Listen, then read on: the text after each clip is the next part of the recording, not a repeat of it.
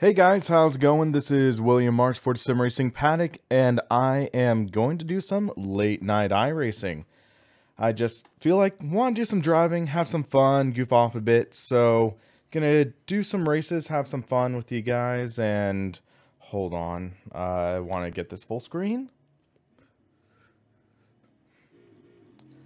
So this is sort of impromptu, just having some fun. Let me just make sure everything's set up all right. Oh yeah. Okay, now we have sound. That's good. So, okay, we have a few seconds before qualifying starts. So, I just realized that my keyboard was flickering a bit. I think that's okay. That might be an iRacing thing because that happened right when time ran out. So I'm just sharing the post real quick. Then we'll get to some fun action. So, hopefully everyone is having a great night right now. Let's see. Alt-tab, get the chat live. Crash 23, Dirt 5. Is that actually confirmed? I haven't heard anything about that. So if a Dirt 5 was confirmed, that's news to me. Okay, so let's get our qualifying done. For this stream, I'm doing single screen. I haven't really been able to dial in Open VR for the chat window yet for the VR. So I'm just doing single screen and make it easy to stream at least. So let's get some running going.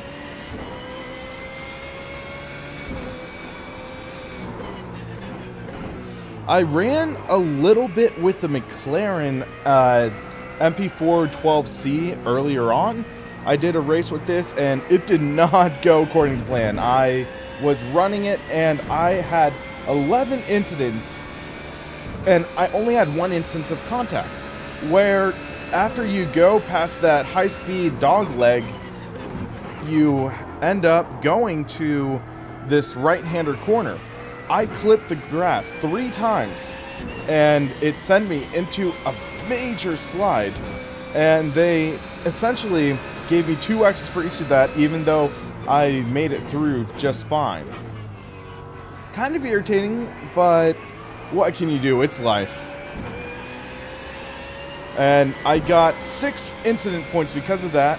I got a 4X because I had a minor contact where a guy came down on me as I was passing him. So that was irritating. That gave me 10 incident points. I had 1 minor off track. And yeah, so not my best race, I'll say that. I lost 0.2 safety rating because of that.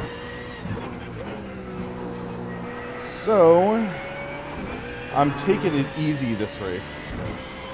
Sadly, no Subarus and Project Cars 2. Yeah, it's slightly disappointing. Actually, is there no Subarus? I thought they had Subaru. Could be mistaken, though.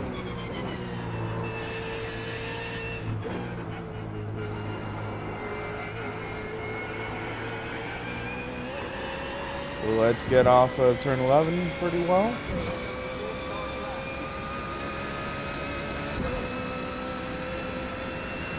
Just want to make sure, is my audio levels all right for you? I couldn't find my headphones, so I'm running with speakers, and I want to make sure that you can hear me clearly.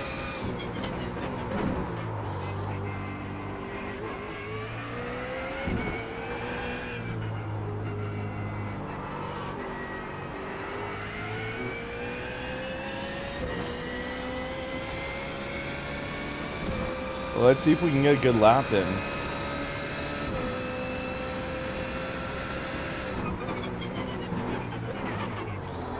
Man, that braking for this corner is intense. Alright, Blown Fuse, thank you very much. Thank you for watching the stream, too. I'm also trying to make sure that this microphone I'm not going to hit.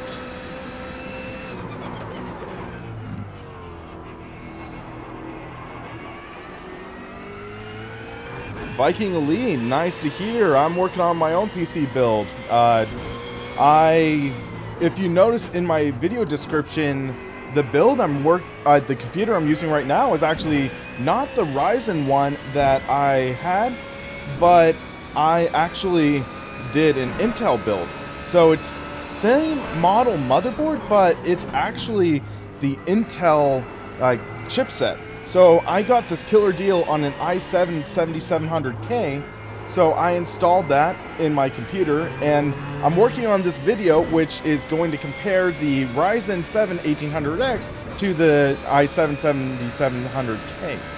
So I'm hoping to get my data over like the beginning of next week, and then I will work on the video, try to get it out this weekend. I also have to review the Oculus Rift, and I need to get to the Butt Kicker.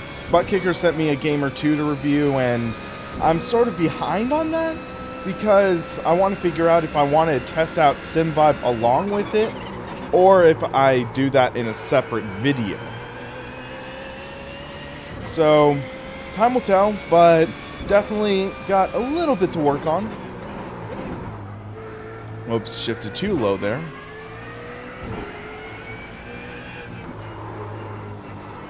But yeah, I've tested the Butt Kicker a little bit, but I just couldn't get the settings dialed in yet. And also, Butt Kicker, the way it works stock is it just amplifies the lows. So it doesn't really simulate nearly as much as the SimVibe. So with the Butt Kicker standalone, you're essentially hooking up a subwoofer. When you do the SimVibe with it, you get all that nuances and stuff. But also, I was talking with community member Mike Tanti, or Tanti, whatever his last name is, and he was mentioning that actually it's, I think, X Simulator or something like that, the company that has the open source motion, and I heard from him that they're planning on releasing a competitor to SimVibe called GameVibe. So that could also revolutionize what's going on, and maybe I can try to see if I can get early testing of that, but I have no clue when that's coming out, but it could be exciting to compare with the SimVibe.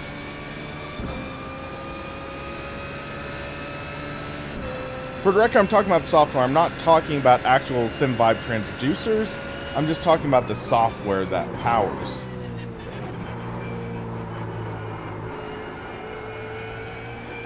Sega Rally 2. I'm not sure if I actually have that. I might have it lying around or something, but I could try talking to a friend and see if I can borrow it, or find a way to get it on the PC.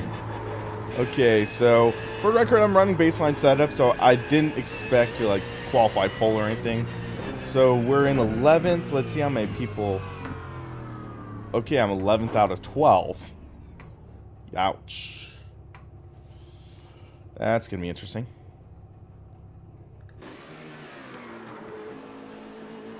Viking Elite's SimVibe is around $90, I believe. GameVibe, they told me it's going to be a reduced price. I don't know exactly how much it's going to be. So, I might try talking to him more about it, but can try to figure something out. Yeah, I don't have a Dreamcast anymore. I did actually have one in the past, but I just don't have one now. So I want to check something settings-wise. So when I was adjusting black box settings, I had VR center set to clicking the Xbox button. I want to change that though. So toggle selected control. Okay, we're good. So I also was running low on gas, but I think it'll be all right. Okay. I am going to turn off the OBS. Oh, actually, no, I'll hold it. So, Audi with Texas stickers next to me. Mercedes, Audi. Crazy Taxi, I have some great memories of that.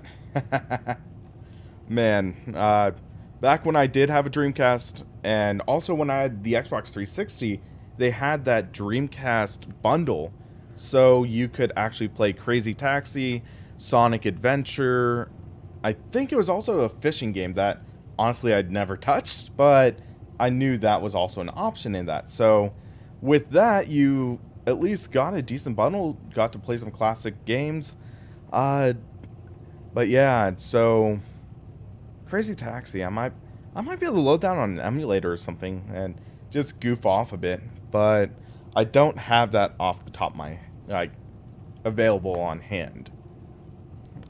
But yeah, as mentioned before, I want to do this sort of series where I am showcasing a lot of the older racing titles that sort of helped shape sim racing into what it is today.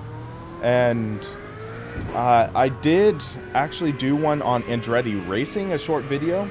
So that isn't really a hardcore sim, obviously, but it is a fun title, and it actually helped shape my love for racing.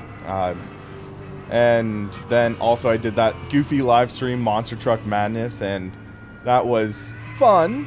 I mean, definitely not like me going on my ultimate sim racing reviewer criteria mode, but hey, sometimes you just gotta goof off, have a little fun, and just do something goofy once in a while. I mean, that's how Jimmy Broadbent goes, and see how that goes. But yeah, I'm kind of annoyed. Yesterday I was going to do that live stream, doing the race series with Jimmy Broadbent, and man, Comcast was just going way crazy yesterday, where I would call them. They say, "We're sorry, your internet is down. We expect to have it up by 1 a.m. or 1 p.m. And then I did go to, I started working about 12:45. I'm like, yes, I can still join the stream. And then I click enter. Boom, internet dies. I'm like, wait, did connecting to Jimmy just murder my internet?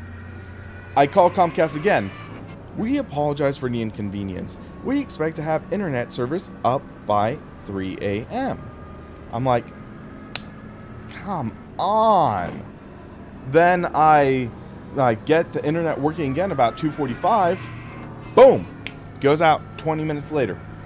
And by that time, I actually made it into one of Jimmy's races, and I get disconnected mid-race and mid-stream.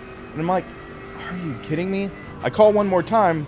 They say, we're sorry for the inconvenience. We expect to have it up by 5 p.m.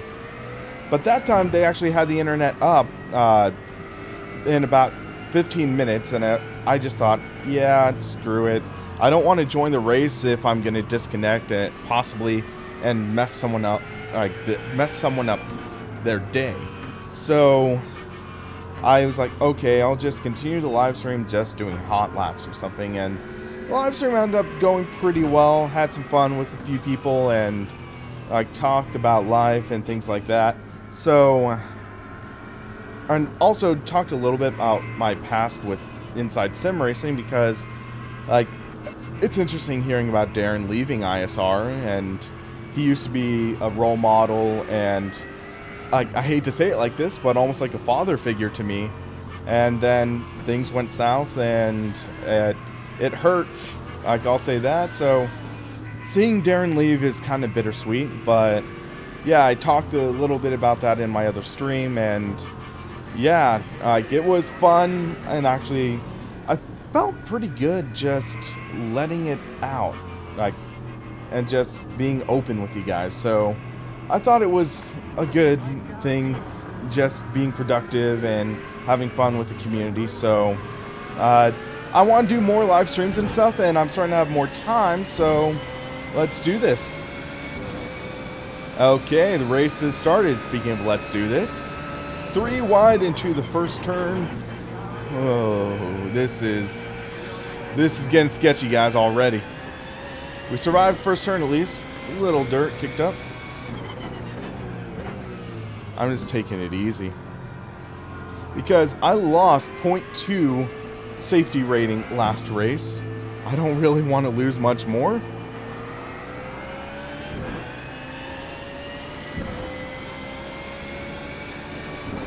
Blown fuse. Yeah. It's sort of tough to speak like that because, like, he did definitely have his moments. Like, we all have our moments at times. He had them kind of more and on a more public scale, so definitely tough. And someday I wish I could pass things up with him, and I don't know if that'll ever happen. It's tough though, because some of the things he did say to me were incredibly hurtful and were very malicious. So, like, yeah. And it was tough because through a lot of it, I was defending him. And, like, maybe not defending the actions, but defending the man. Because, man, we're not perfect. Like, we make mistakes, and he's made a few, but he's still a guy. He still is, like, he has his moments. I mean, he has lovely family. I met them when I visited Spokane, when they were actually originally planning on having me be in John's spot. Oh, wreck. Let's just avoid that. But yeah, so originally, I was going to be in the position John was in now. So I went to Spokane, visited the area. His wife, lovely lady, incredible. Like her, and then his family, like his daughter and his son-in-law, great people.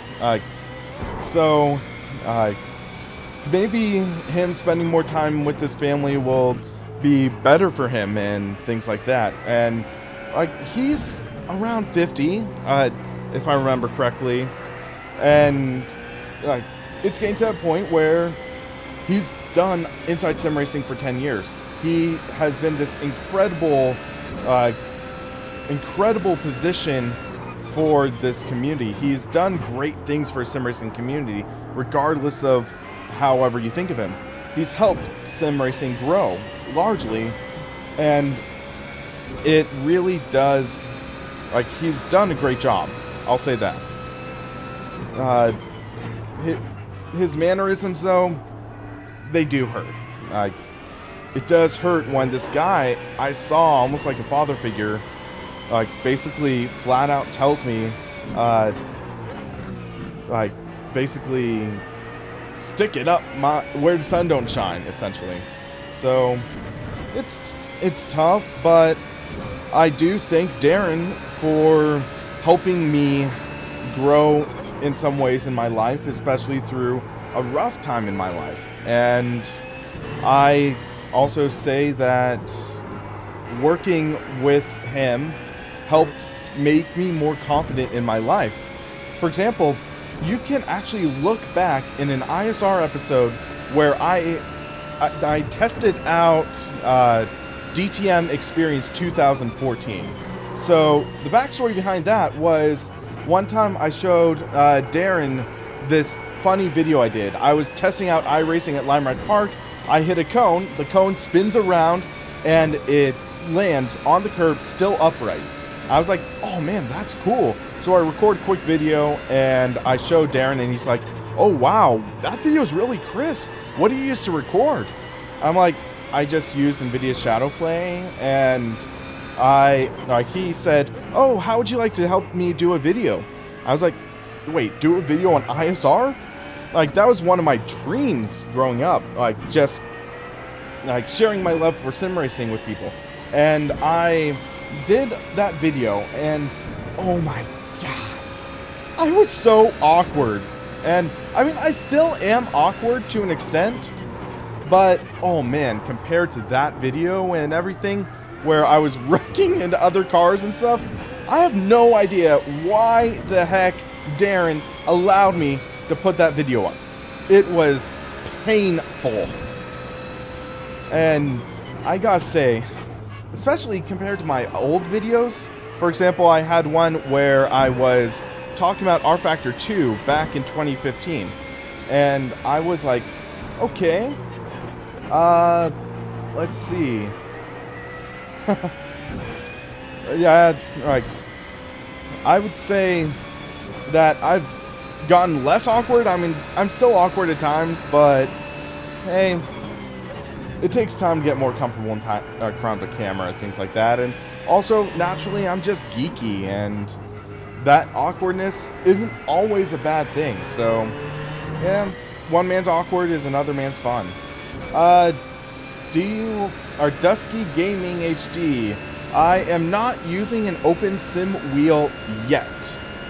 In the near future, I should be getting an open sim wheel. I'm hoping maybe early September. So, like, September should be an exciting month for Sim Racing Paddock. I should be getting an open sim wheel soon. I should also be getting the JCL Sim Racing chassis to review. They said they would be sending me one at the end of August, but early September is my sister's wedding. So with that, I'm obviously not going to be able to do much in the way of sim racing in the first week or so of September. But let's let this guy pass. But after that, should be able to get really better with the reviews and stuff like that. Hi, Dynix Rodriguez. How are you today? What I'm currently using, you should be able to read in the description. I'm using the Fanatic Club Sport Wheel version 2.5 with the Universal Hub and the Forza Motorsport Rim. That is what I'm currently using.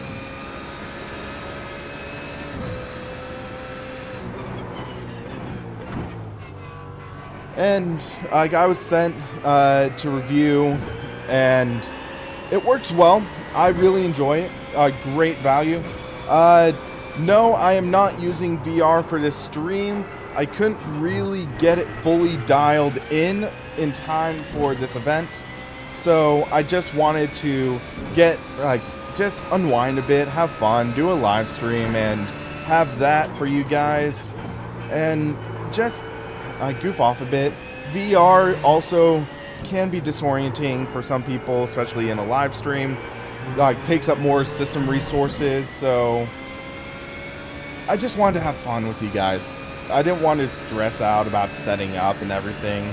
So, boom, single screen stream, simple, fun, and let's race.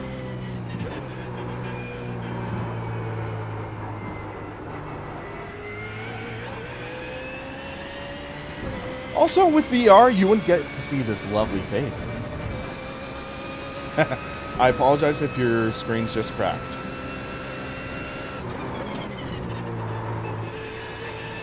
But if your screen cracked, I'm not covering it. Your warranty should cover that. Yes, this is GT3 at Sebring, 40-minute race, and that should have us take one pit stop around the middle of the race, and then we can definitely be good to finish.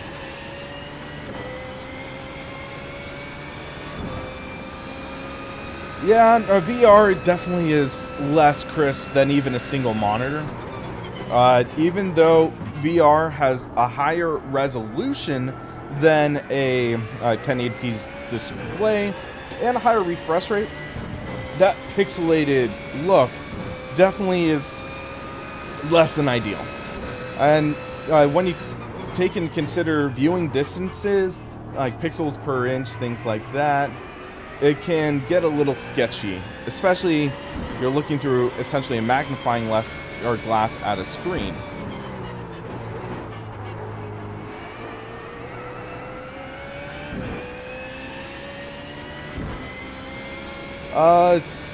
Star, whatever, I'm too focused on the track, sorry.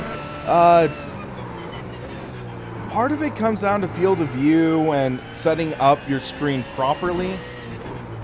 Part of it also just comes down to training yourself.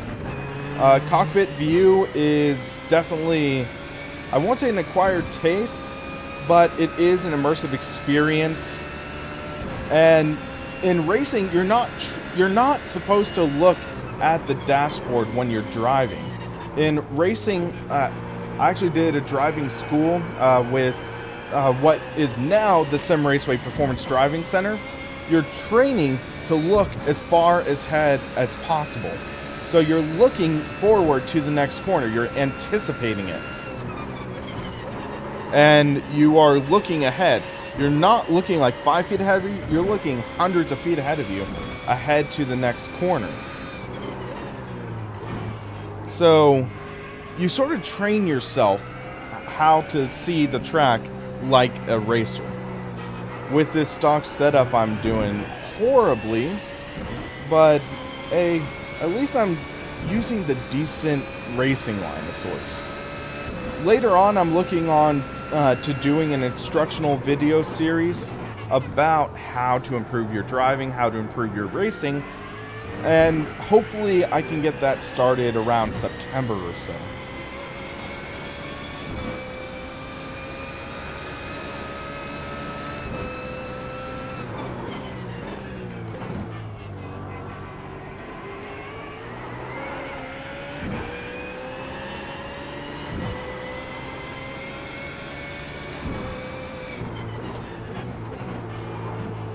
But yeah, I'm also, as mentioned in the Sim Racers group on Facebook, I am working on a full in-depth review on iRacing. Right now, I haven't really filmed anything on camera yet for it.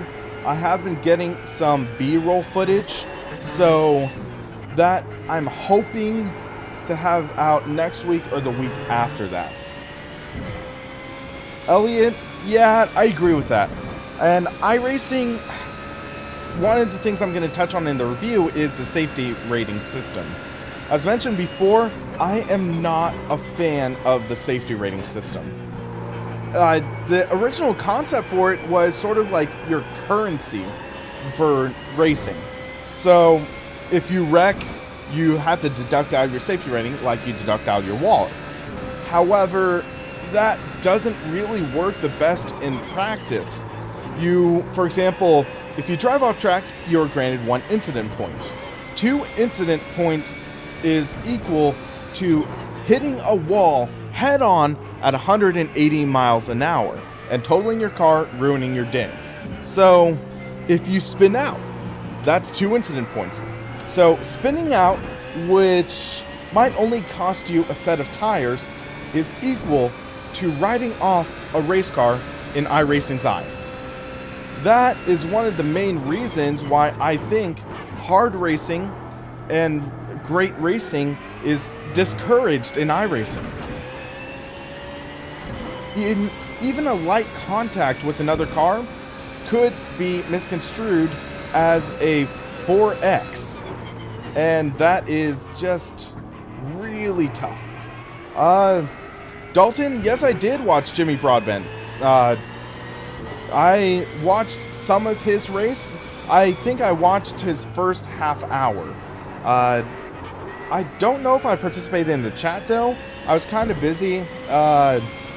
I ended up going to my local, or not local, to an electronics store because I needed to buy a couple hard drives for my computers.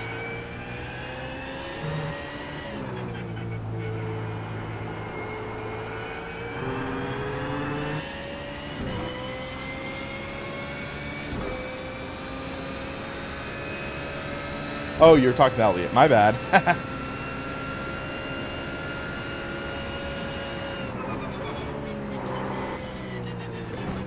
But yeah, Jimmy Broadbent, like, props to him for a 6-hour race. I don't know how he finished though. As I mentioned before, I didn't really get to see the full event. So I last saw it was the first shift, but he was in the lead and about 4 seconds ahead of second. So can someone tell me who actually won that race or how Jimmy finished? Because I'd like to know.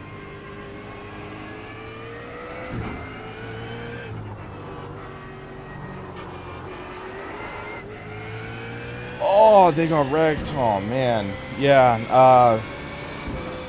I was watching the first half hour, as mentioned, and I was seeing some incredibly aggressive racing on the GT side, I saw this Ferrari literally punt a Ford GT out of the way, and it was like, oh. And there was basically like no qualms about it, and there's no question that was just a punterino. Jimmy approves. But yeah, so it's definitely interesting seeing what's going on. But hey, props to him for doing the first stint well. Maybe sometime I'll try to talk to him about running an endurance event together. I could take the US time zone stint, he could take the British.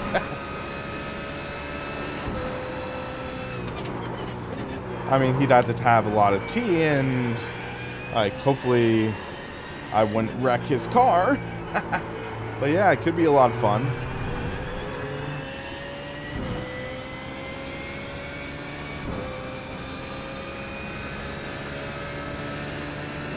Yeah, the damage model in the iRacing might be a little too sensitive.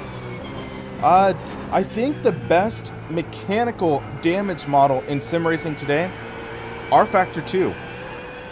I've had some great like touring car races.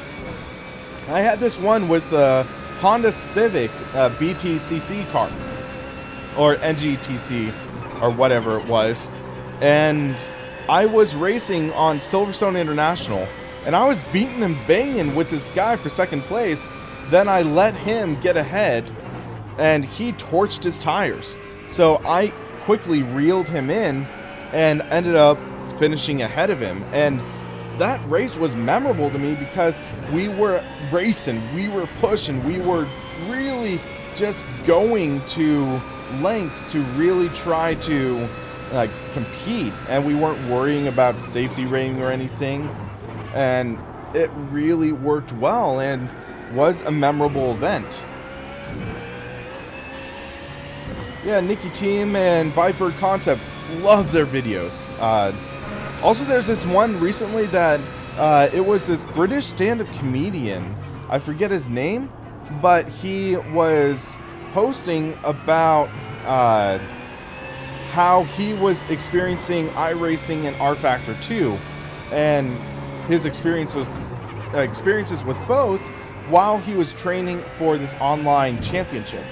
So it definitely was interesting to see what he had to say and the value in both titles and also the negatives in both. Objectively speaking, R-Factor 2 is one of my favorite sims. And it really does bring out your driving and also makes you think conscientiously about your driving. You're not going to just push through everything and shoot your tires all the heck. You're wanting to actually drive conservatively and save your rubber. Especially if you're doing an endurance event and you might need to do a double stint on your tires. I once did an experiment with the Honda Civic, or not Honda, with the Corvette. Yeah, the Chevy Corvette GT2. I wanted to just see how it would be if I just drove really aggressively, and then how it would be if I drove conservatively. And if I drove really aggressively, it shot my tires about halfway through the first stint. And then if I went to the conservative driving style, you really were able to have a double stint be feasible, which was nice.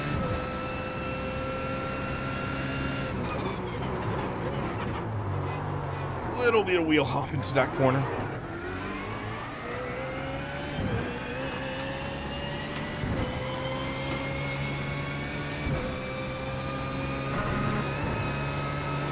I really need to get a Sebring set up.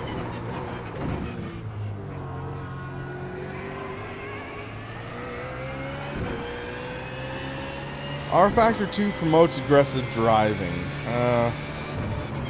I'd say it depends on who you're racing with. Aggressive isn't always bad.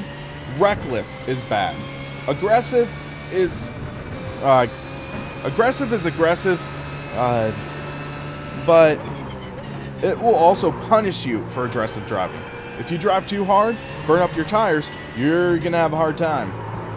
If you are more conservative and save your rubber, especially in a longer event, you are going to do pretty well. I'm going to let this guy by.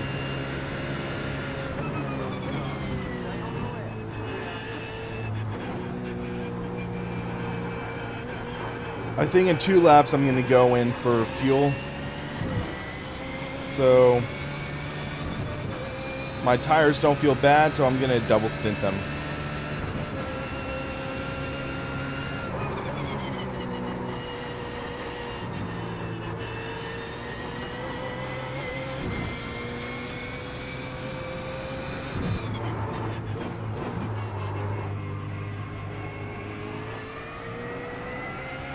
I'm guessing everyone is just going fuel only when they're going to pit.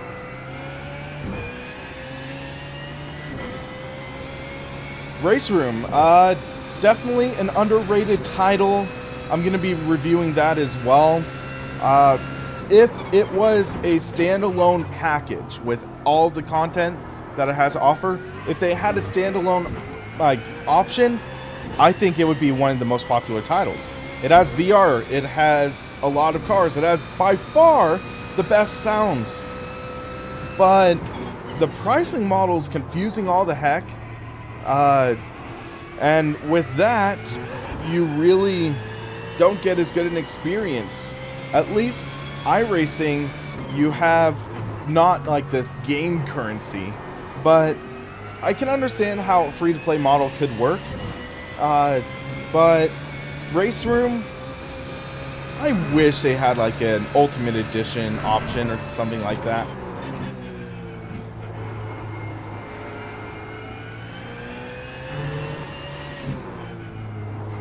But yeah, after iRacing, Race Room's going to be the next title I review. I am debating reviewing Automobilista, but we also know that their next update is going to be their last one, so that's kind of bittersweet. I think it would be valuable to review Automobilista, though. What do you guys think?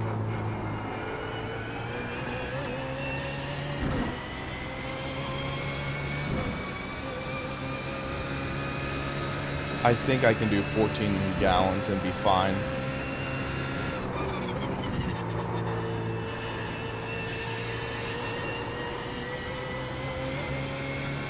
Yeah, I can't wait for the next title either. VR support, DX11, all this stuff. But yeah, Automobilista, I think it's time to retire it. We've gotten a great amount of time of it.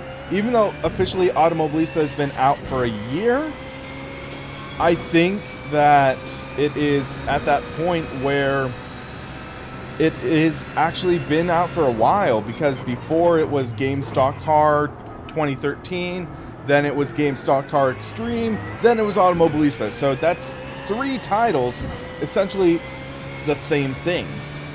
So I think it's time to retire it. And I mean, it'll still be available for people to play. It's still a great title, but I think it's time for them to focus on their next project and bring that out.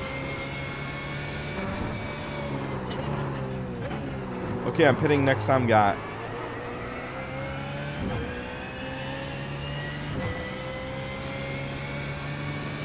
So what do you think? I'd like to hear your thoughts and comments. Do you think that it's time for Automobilista to be retired? Do you think they should have held on a little longer, or do you think, yeah, it's time for them to make something fresh?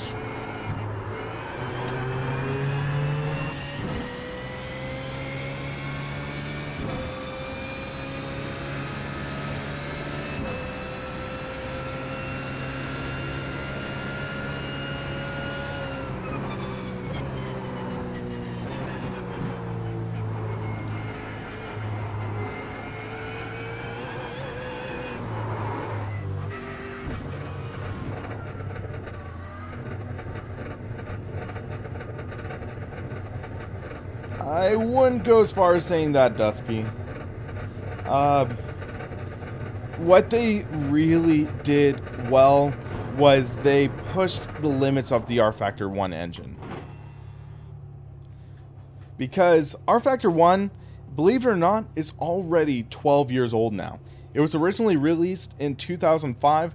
Also consider it's still, Automobilista was still running DirectX 9. And DirectX 9 has been around since like 2012? So it's definitely had a lot of age on it. It was long in the tooth, both titles. But Rise Studios' incredible job basically showing that the engine wasn't dead and had a lot of potential. Okay, we're behind and got some dirt flung up on us.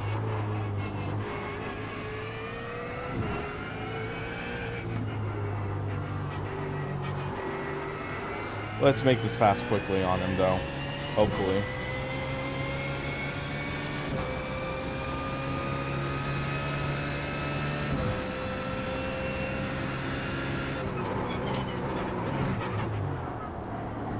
Hard braking.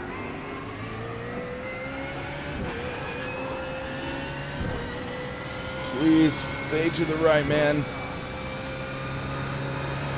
There we go. We made the pass.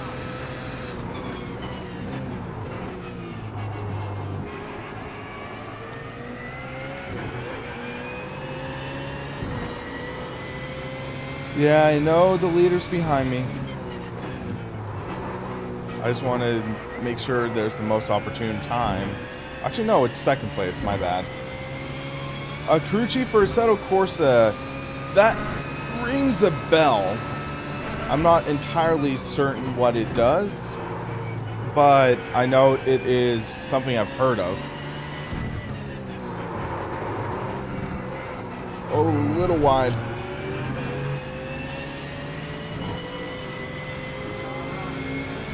Hey person, how's it going?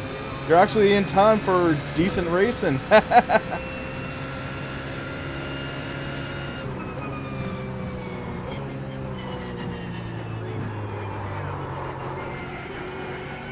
Okay, leader's pitting, second place is pitting.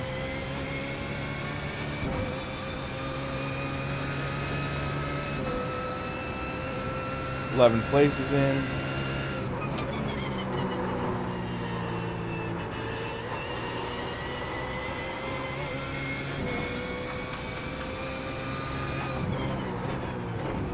Yeah, crew chief.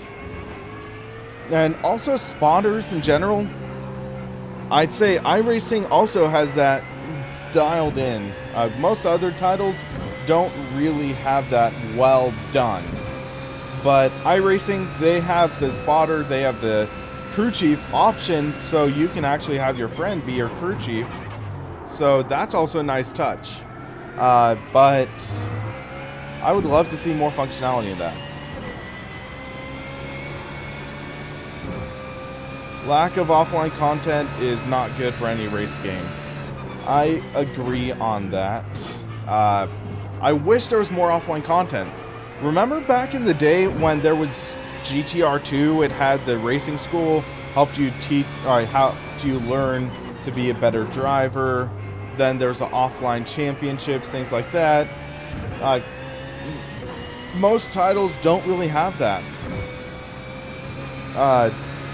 Assetto Corsa is one of the only ones that actually has a career-ish, championship-ish mode, but the career mode in Assetto Corsa is an afterthought at best.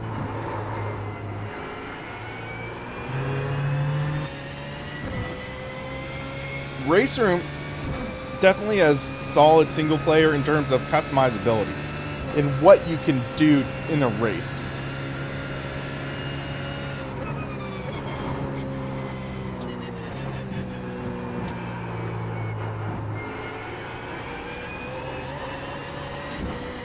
Because you can set up multi-race formats, you can set up different qualifying.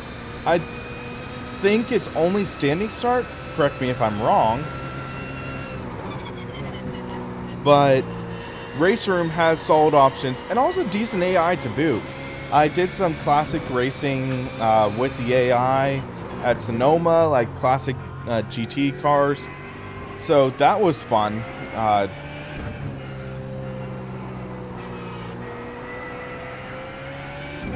Okay, Rolling Start is in Race Room. Okay, thank you for that clarification. I would assume Rolling Start is in because it's based on R-Factor source code, which supported Rolling Starts. That's one thing that also takes me off the Assetto Corsa. No Rolling Starts officially. It's only real like standing start, I believe. Which is kind of irritating. But who knows? Assetto Corsa 2 might be able to improve on that.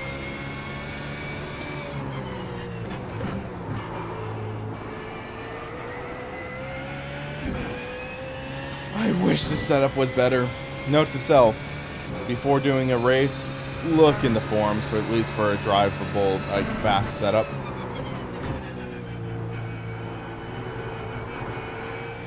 I believe it was Gamer Muscle. He did a good video talking about the importance of a decent setup. Yeah, Assetto Corsa, it really likes to hold your hand. For example, in my review, I mentioned that there's no button that you can do to map the ignition and starter because you can't really stall the car. Irritating. I would love to have that ability, but in the game right now, there's no ignition or starter. Actually, I think the only real titles to support that as of right now are, like, active titles are ISI motor based titles. So ISI based titles, they get the like ignition and starter thing done pretty right, but most other titles don't, because Assetto Corsa, in theory, you can stall it, but you just have to press the gas and then you can just roll off.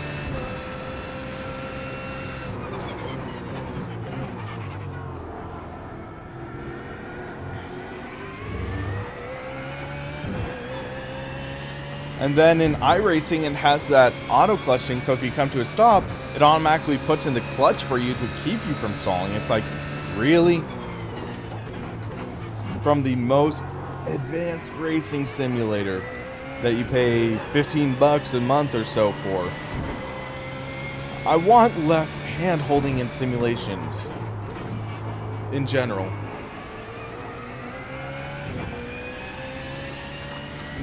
You're doing all good, Dinix, or Rodriguez, whatever you want to be called.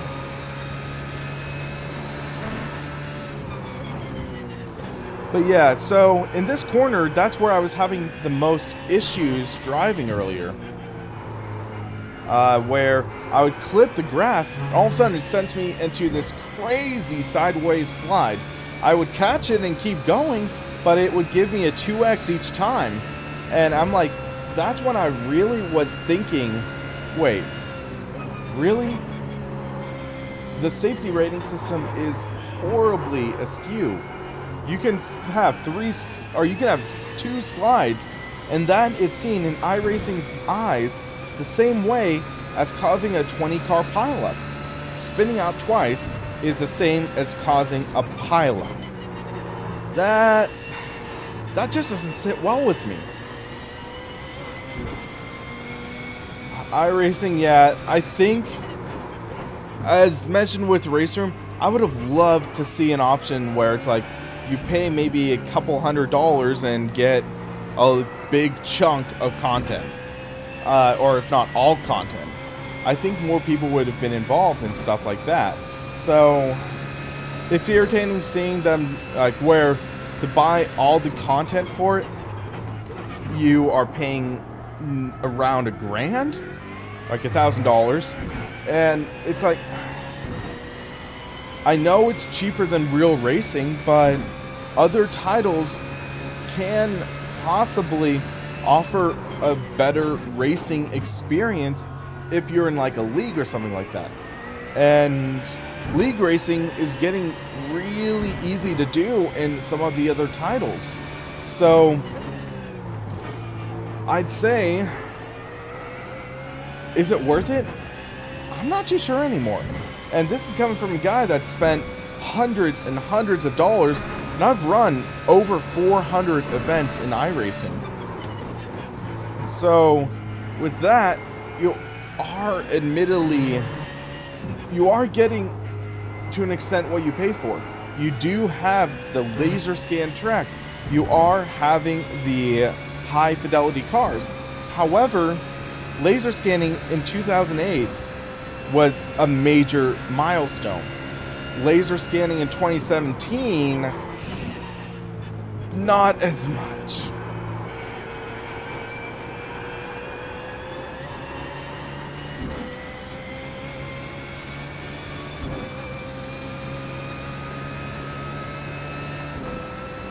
And the tough part is, iRacing has a monopoly on the oval side. They are easily the most comprehensive oval title, period. Finito. Done. They have just about everything. They have dirt oval racing now, which no other modern racing title has. They have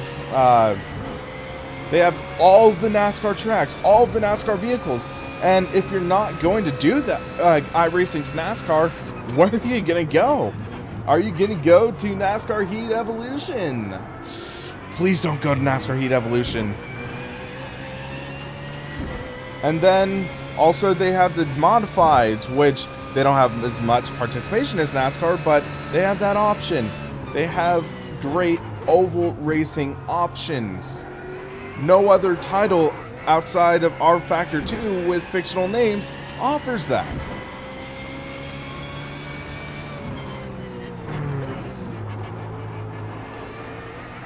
On the road side, you do have that progression for a full career.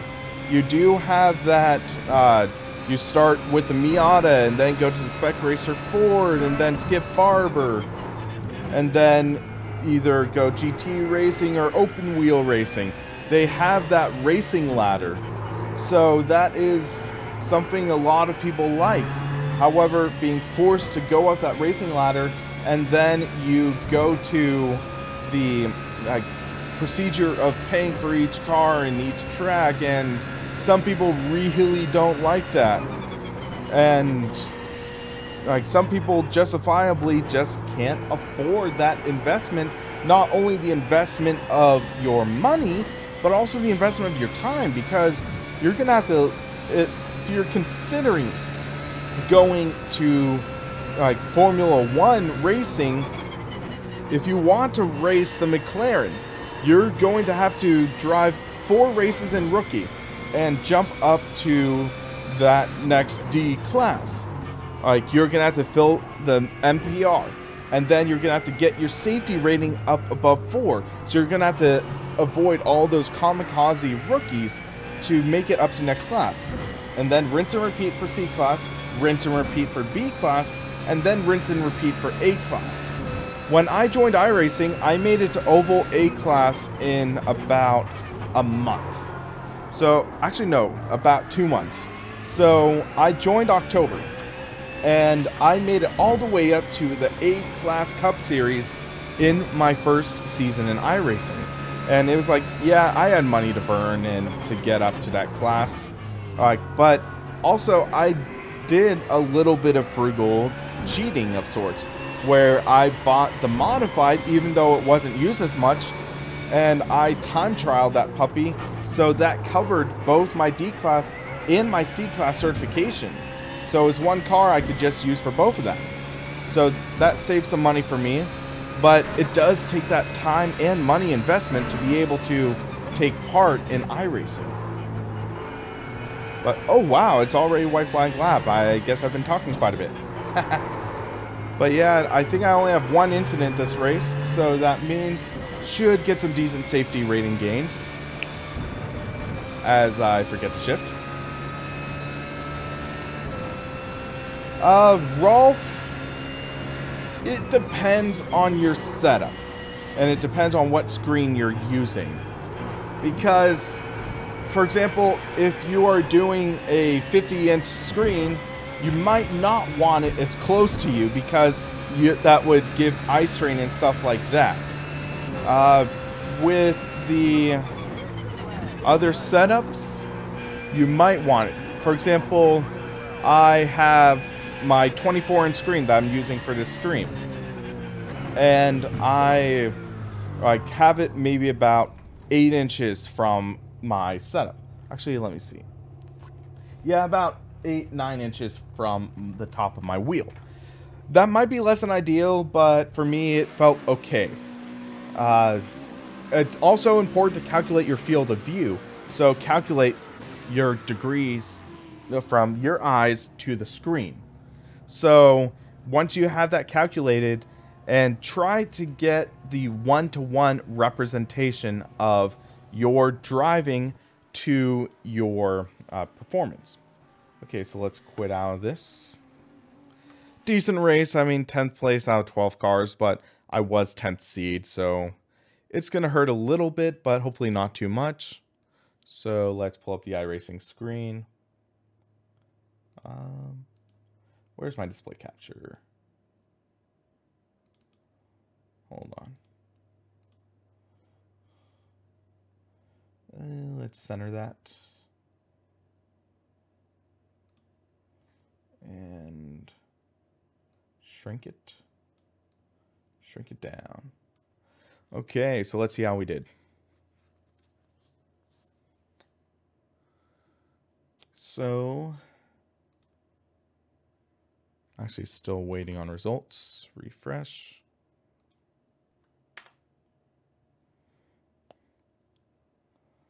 I'm not seeing it, dang it. So let's just minimize that right now and see what's going on in the world of iRacing. Official races. So it's right now 9:59.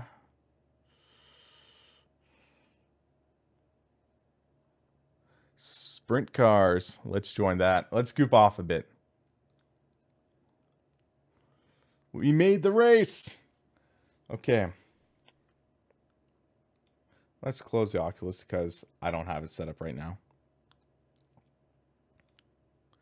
So, event results. Let's try taking a look at that again. Okay. Oval license hasn't changed. Dallara and NASCAR never changes. Yeah, so the Dallara Dash and the NASCAR Truck and also the Carburetor Cup, those are what they call the Fun Series. So they don't affect your safety rating. They don't affect your I rating. So it will only change in street stock. And then once you hit, I believe it's safety rating 3.0 in your rookie, then you also get the access to the advanced rookie Legends cars. So that's what you can get to next. Okay, so hold on, let me turn off display capture and join the event. Fun fact, if you are looking to do streaming and you are wondering how to use OBS, do not use display capture for streaming racing. Doesn't work well. You make sure you do game capture or use a capture card or things like that.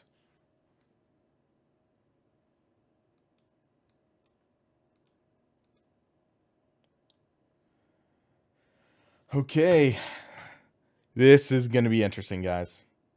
I haven't done much racing on the sprint cars. I did maybe 1 or 2 races with it, and one race went pretty well. The other one, not so much. Okay, the track already has some rubber in. Let's get a little bit of practice in. It's been a while since I've driven a sprint car. Wheelie! Ha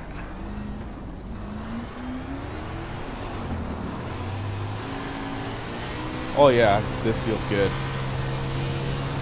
Throw it in. Too hard, too hard. Whoops. As I wreck. This is going to be interesting, guys.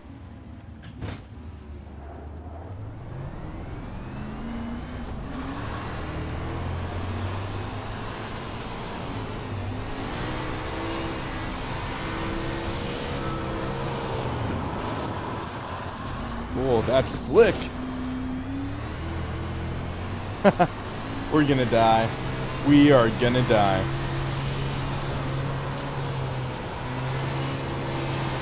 Maybe not gonna die. Maybe. Will we die or will we not die? Let me know your vote in the comments. Death or survive? Or die once and use a fast repair.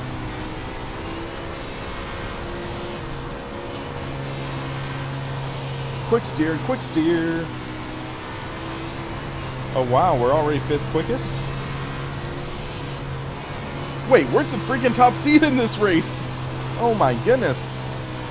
We're dead. We are dead. DED dead.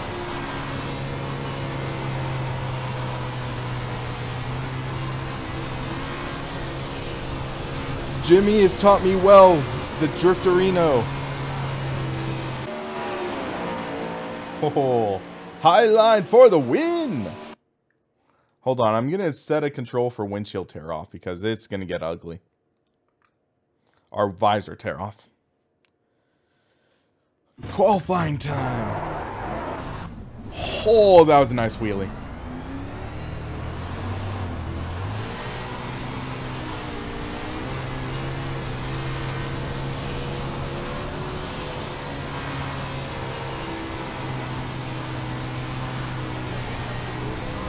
First time lap.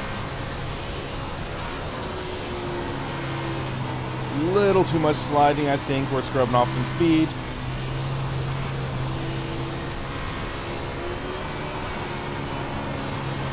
No, no, no, no. That did not go well. Let's take our reset. Thank goodness this is a fun series. I don't trust my safety rating to these cars.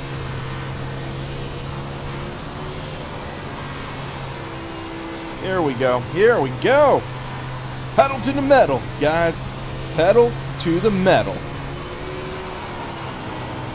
Oh, shiitake mushrooms.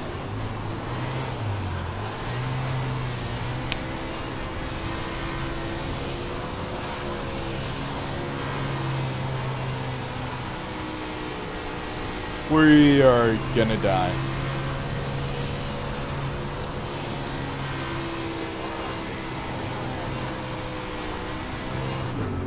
Hold on, how do we qualify?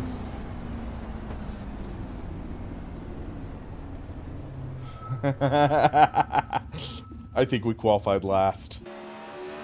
Let's take a look. 2, 3, 4, 5, 6, 7, 8, 9, 10, 11 cars. Oh boy. Oh boy, oh boy, oh boy. Okay, let's take a look. 1 fast repair limit. Yeah, endurance races. Could look into that. As mentioned before, I might talk to Jimmy about it. See what he's interested in. Because I know he also likes running VEC. I've been getting some invites to join VEC, so I might look into that. Hey, Addy 711, how's it going tonight? In the morning or wherever you are from. Thanks for dropping by. So, we just ran GT3 race around Sebring, where I finished 10th out of 12 cars. But I was doing that more for safety rating than anything. I just sort of impromptu joined that event and had the safety rating. So, yeah. And then from there, I actually am now doing this. Sprint Cars Fun Series. Oh, Bay Area. Nice. Random question. What wheel are you using? Or what setup do you use? But yeah, Le Mans. Please don't kill me. I have not bought Le Mans yet. Alright, because as mentioned before, I haven't really been doing too much iRacing, but I am trying to get back into it, and I want to maybe do endurance racing. I'm interested in possibly setting up a team for some future races, so if any of you guys are interested in racing for Team SRP, let me know, and then we can see where to go from there. But yeah, so as mentioned before in my previous stream, I'm looking to possibly bring on some more talent. Unfortunately, I don't really have much in the way of income for anyone. Might be able to have people featured doing reviews, things like that. But I'm looking for people to maybe do some writing and maybe also doing some videos, featured stuff like that. Oh, nice. So same wheel I'm using. I did review the CSL Elite pedals, which is nice. Congrats on the Thematic K2. So, Elliot, if you're interested, you can shoot me an email. simracingpaddock@gmail.com would be, I think, the easiest. So let me know what you might be interested in doing. But yeah, so one thing I'm curious about is if anybody is from the SF Bay area. So I am, radio, whoops. So I am looking to possibly try figuring out a way to do an impressions video on the Sim Experience V2 or V1 wheel, because I have tried figuring out a way to do a review. The issue is Darren Ganji is Sim Experience's head PR guy, and partly because he does admittedly have a grudge against me, and also because still technically I'm a small channel and have less than 5,000 subscribers. They said it's not worth the investment of sending a $1,000 wheel to me. So they basically, it was kind of tongue-in-cheek, but they were like, yeah, we don't really have you feel you're worth our investment. So kind of a slight towards me, kind of just that. So they told me either contact them when I have 10,000 subscribers or 1 million video views. I currently am at about 720,000 video views and around 4,750 subscribers roughly. So subscribers, I'm pretty far down. Heck, I've even considered doing something like Jimmy Broadbent does, where he does a donation system. So maybe if people help donate towards a wheel, but donating $1,000, that could be far-fetched. But I mean, if people were willing to help like a little bit at a time, can figure out how to do community-funded reviews. So one of my hallmarks is my thing is that my mantra is my reviews are unbiased. That is how I am by nature. Sure, I do get some money from commission for selling the GT Omega Pro cockpit. However, that doesn't prevent me from saying, hey, it's a decent starter cockpit. However, you push on the brake, it flexes. That's natural for it. You need to make sure everything's tight, or else it might get a little loose. That is a fact that I'm not going to ignore for the sake of money. That is how I work. And you'll notice that in my reviews, I try to make sure to be as objective, as unbiased as possible. Yeah, I'm hoping maybe Fanatic Direct Drive wheel.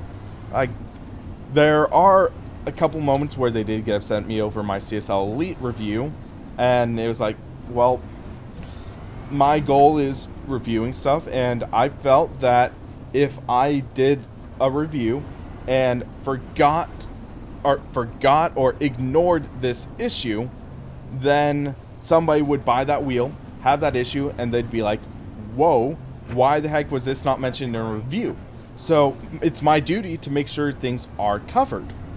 And I felt that was something that needed to be covered regarding the play in the steering wheel and the noise. So I addressed that in my review, and yeah. And note for you guys, there is a Fanatic banner on my website. If you click that banner and buy something from Fanatic, I earn a commission. That is full disclosure. And I would love if you bought a Fanatic product from that banner, or from an affiliate link that I have in some of my reviews, because that helps my site. That helps me earn more money to keep the site going, to upgrade it, to bring in more community and things like that.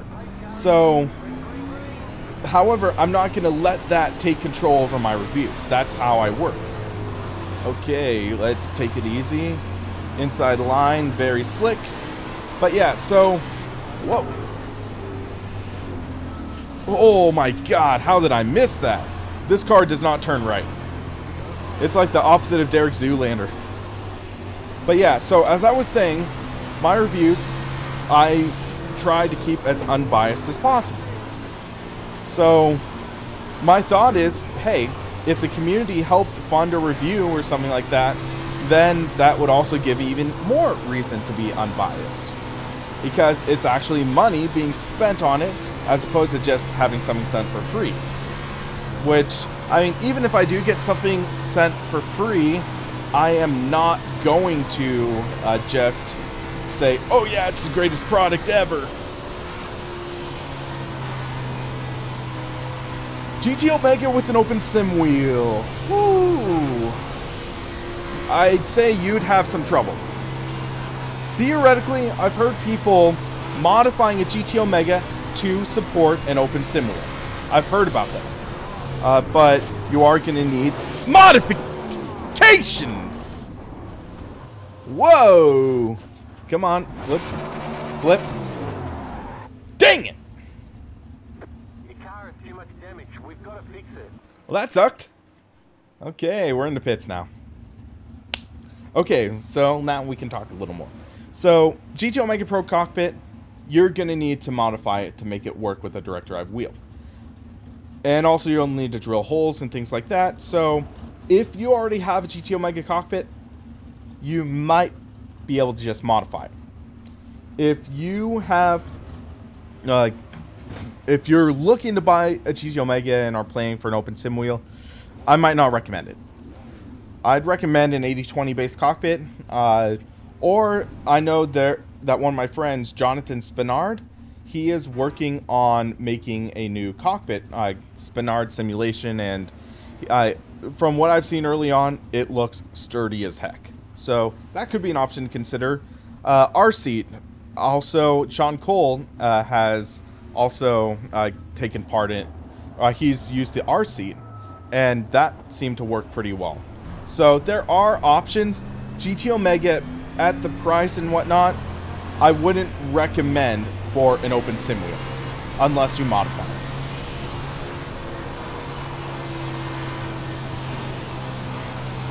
Hopefully that makes sense. And hello, Lil Guzzy 90. How are you? And I don't see a Lil Guzzy in my relative screen, so I'm guessing you're going by another name in iRacing, which that would be weird if I saw Lil Guzzy 90 in my relative screen. Let's get some sliding in. So we're on lap 7. We're likely 4 laps down or so, I'm guessing. We're going wide open all through this, wide open on the high line. Yeah, SimLab, great options for 80/20 is, I mentioned 80/20, I believe, for solid hardware. I am reviewing one from JCL. I talked with Richard.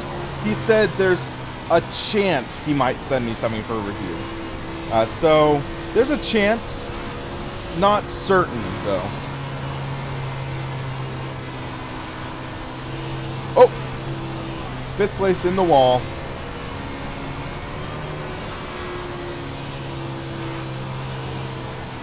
But yeah, for dirt racing, you need to be very smooth in how you work.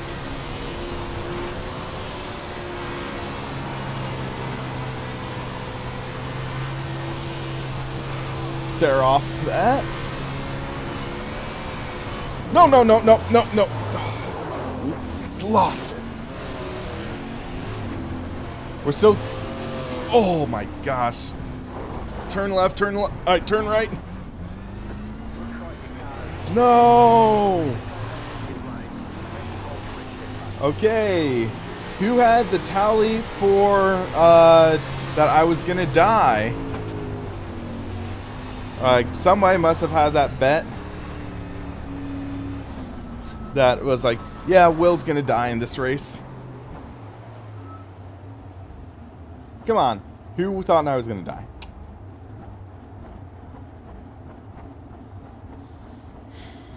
Look at that crab walk.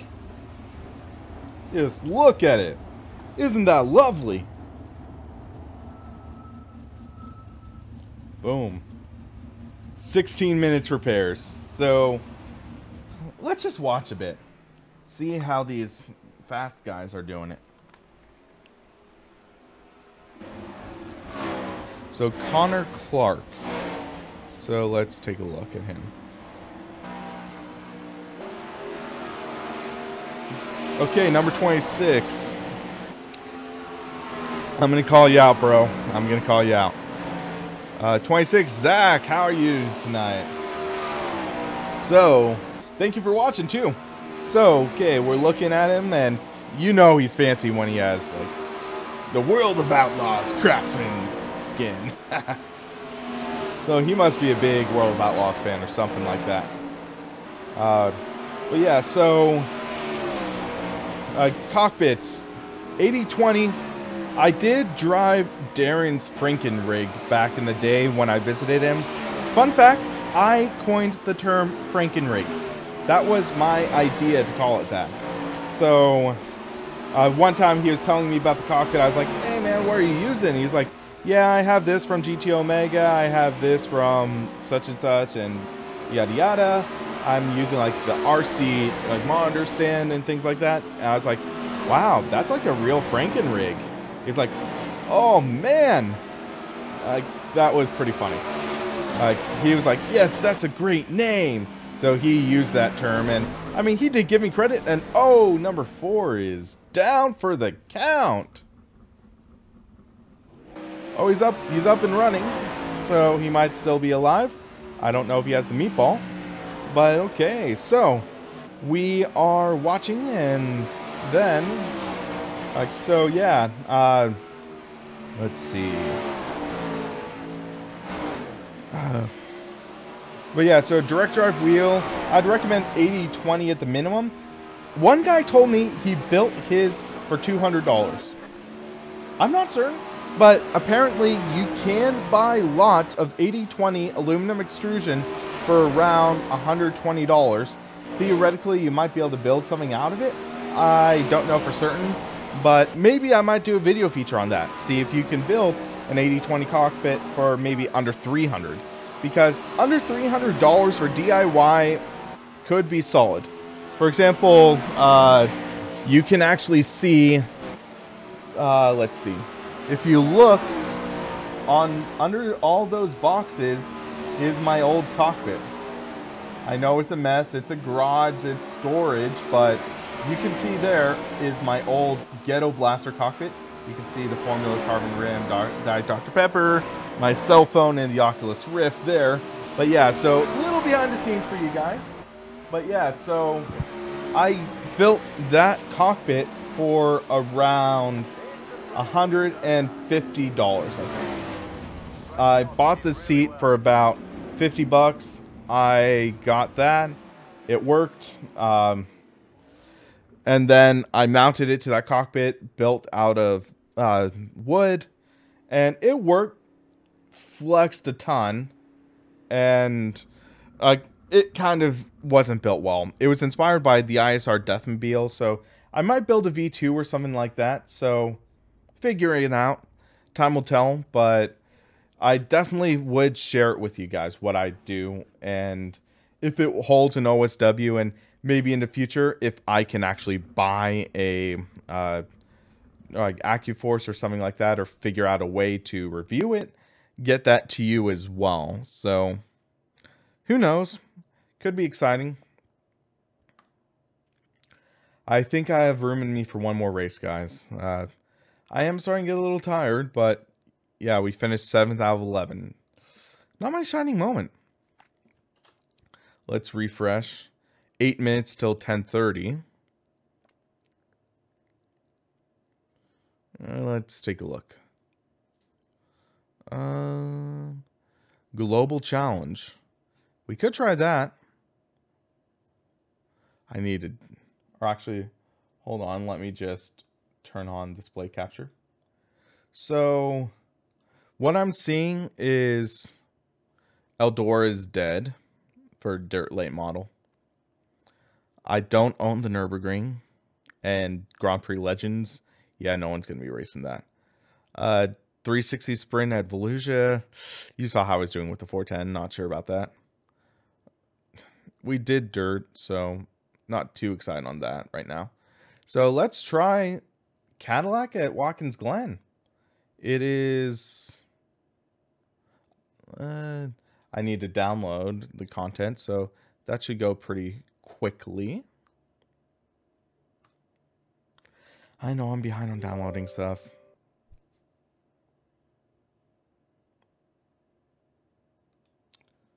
Oh wow, it's already done. That was fast. Okay, quickly, let's get your thoughts. Cadillac or Kia? Quick, let's figure it out.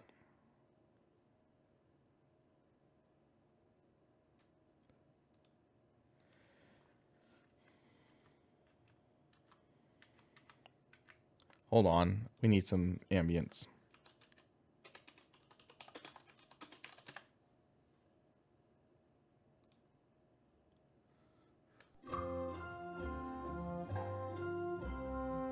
Okay, 2 for the caddy.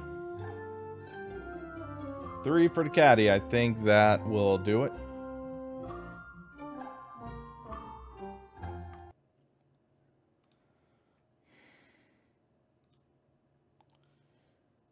Yeah, the V8 does sound good in the car. Also, I'm not the biggest fan of front-wheel drive racers. Okay, that's 4 for the caddy. We selected the caddy, guys. Okay. Hold on, let's check on something. Okay, that's 4 for the caddy.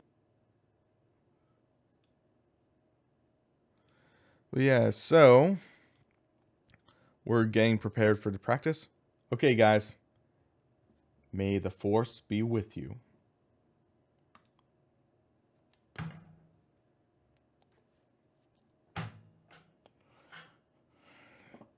The headset's off, guys.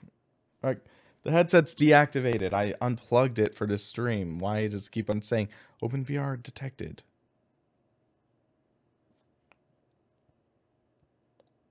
Let's turn off that display capture.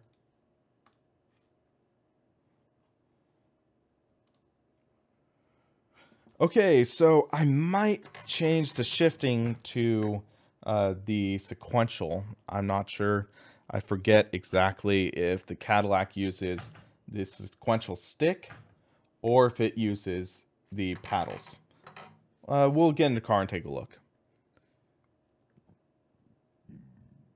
Excuse me. Okay, looks like everyone but one is using the caddy. It looks like it's actually using the stick, so let's get out of the car. Magnetic paddles. I did get in contact with the guys that do the Cryosim magnetic paddles, and it sounds like what we're actually going to be doing is they have these, or basically they are almost out of stock of their magnetic paddles. They said they had like 12 or 11 left. And what it sounds like, they're working on the next batch, but it is actually going to be 3D printed magnetic paddles. So they are changing it around, and they might send me like 2 sets. The stock set and also the new set. I haven't tried Astrogo. Whoa, my knob got a little loose.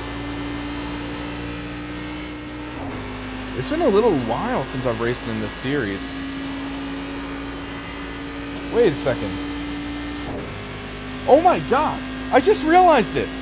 my keyboard is lighting up to the lights on my car. So the keyboard is lighting up when I'm actually like with the shift lights. So it's getting brighter when I rev up. That's funny. I did not expect that from my Logitech.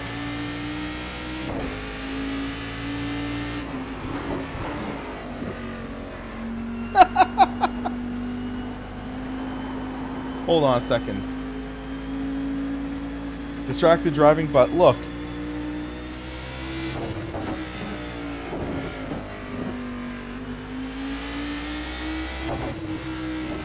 See? I didn't realize that. Because most of the time since I've been driving with an iRacing with it, I've been using the Oculus Rift, so I never realized it until now.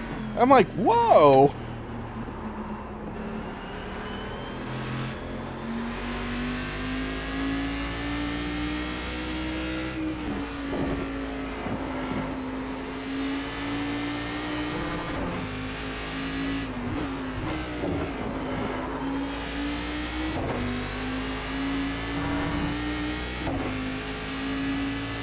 Yes, this V8 sounds amazing. Okay, let's see if we can get a good lap. As I blow the first corner. When I first tested out the Cadillac when it first came out, I wasn't a fan. Now, oh, dang it. 0x, but okay. Now it feels a lot better. Granted, I just damaged the toe. 0x and I get the meatball. Come on. Yeah, it's damaged though.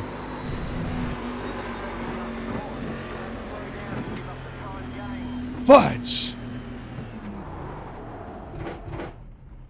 Okay, note to self, keep it easy through the S's.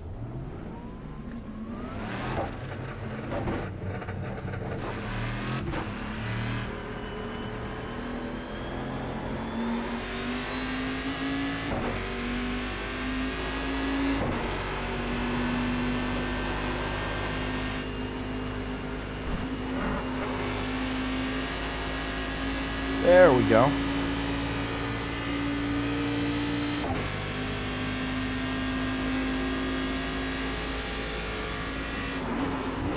Yeah, Elliot, I was talking about that, ranting a bit about that earlier, where it's like, oh, you can total your car, get a 0x on the wall, and then grass, you get a 1x and get your money deducted out.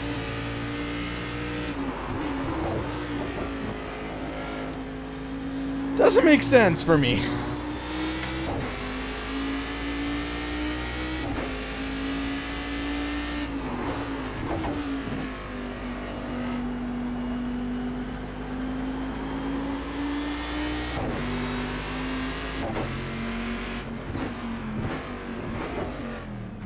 Okay, let's get ready for the race.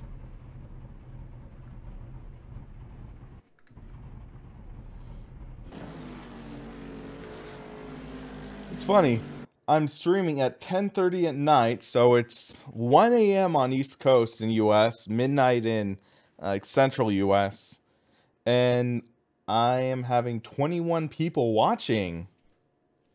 So either we have night owls or quite a few Europeans and maybe Australians and maybe West Coasters like Elliot. I think you mentioned your Bay Area. Or now we're down to 19 people. But hey, we're having fun.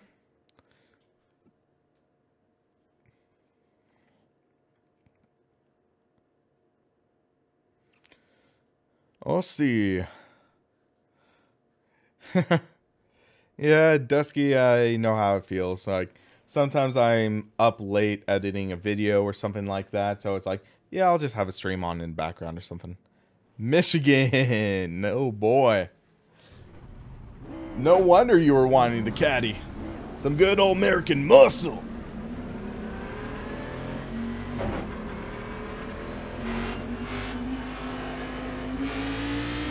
Oh. Somewhere Tim Allen is happy right now.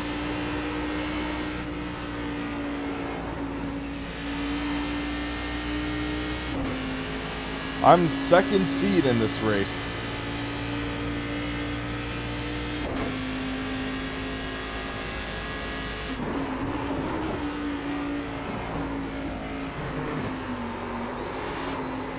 Little slide.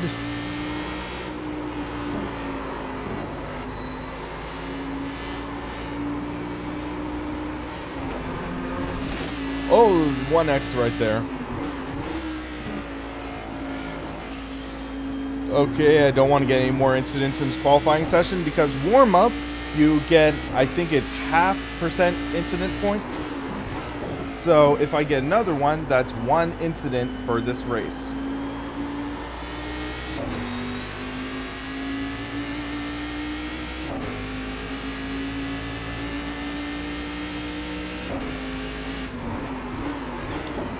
So, fun fact, through this corner, there's that spot of dirt that I always use for my braking point.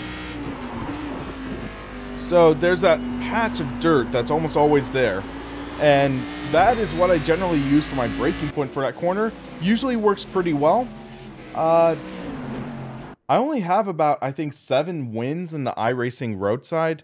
I think 2 of them are here. I don't think I'm going to win this time, though. I find it unlikely because I'm using this baseline setup. But yeah, it's kind of sad. I have over 400 races in iRacing, and I have, I think, 14 wins road and oval combined. I'm not the best racer. I'm usually a top 5 guy.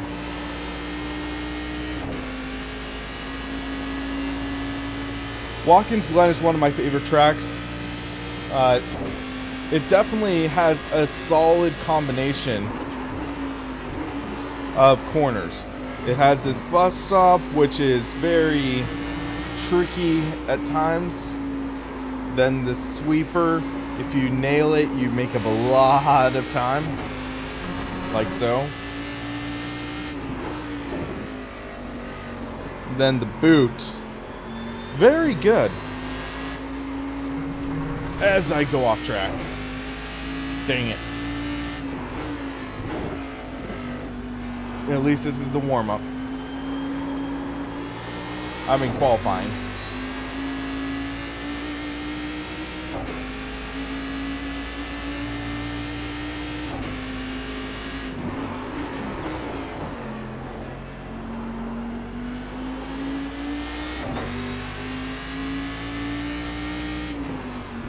So something I find that's kind of funny, the 2 tracks that the NASCAR Cup Series races at, Watkins Glen and Sonoma Raceway, are both solid tracks. However, NASCAR races on the short configuration of both tracks. It's kind of sorry, tongue-tied. It's kind of disappointing because the boot layout for Watkins Glen is awesome. The long layout for Sonoma is a great layout.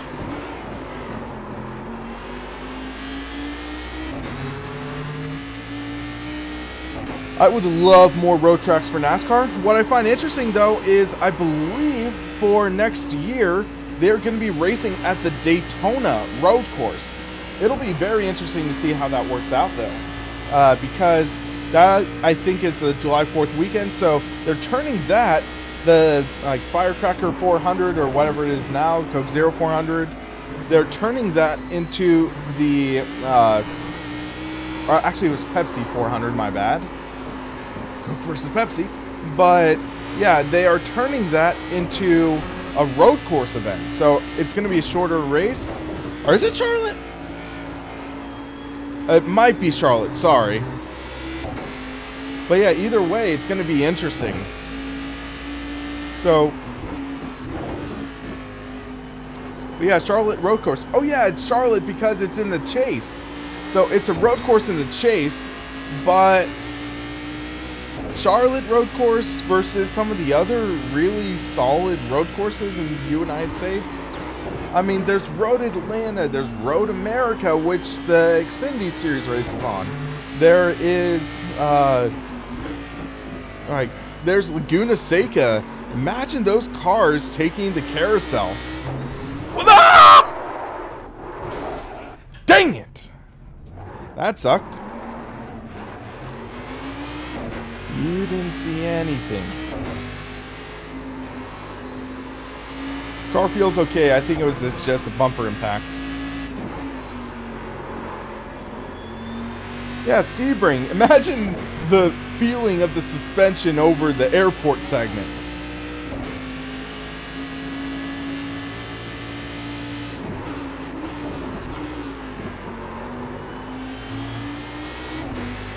One of the things I don't like about iRacing too is if you have an incident point, it nullifies your lap. So imagine you scrape the wall and your time gets disallowed. That's not how it is in real life. And if you have an off, your time gets disallowed. It's like, that's not how it is in real life. I understand what they're doing, but that doesn't mean I like it.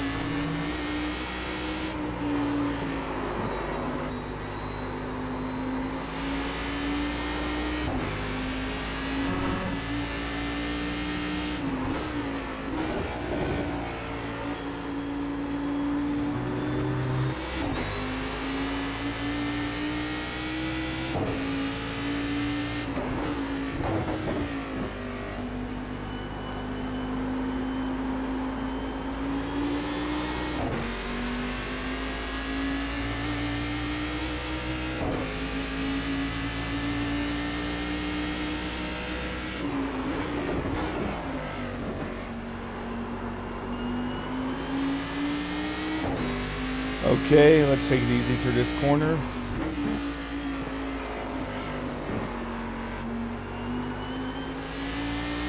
There we go. Slay math, slay math.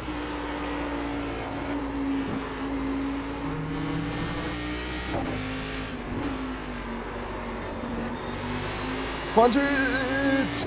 Power!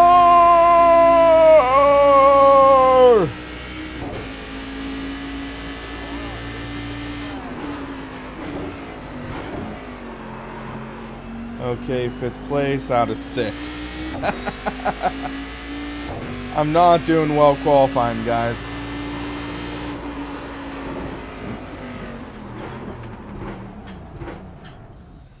Granted, it wasn't a good lap, but 3 seconds behind Darren Connors. He might be able to do that. Oh, my wing. Yeah, that definitely was damaged, so maybe with a decent fixed car, we can do well. Hiccups suck, guys. So it's a fixed setup, so that means we're all on the same platform. I usually do well at fixed races. Usually. Not usually live streaming fixed races, though. So we'll see how it goes. So there are 14 cars registered. So it's obviously an official race. 25-minute race, so after this race I think I'm going to wrap it up, but I think we got this. We have a decent car if I don't wreck it. So we got California's me, Chris Bowen Jr., quite a few Aussies.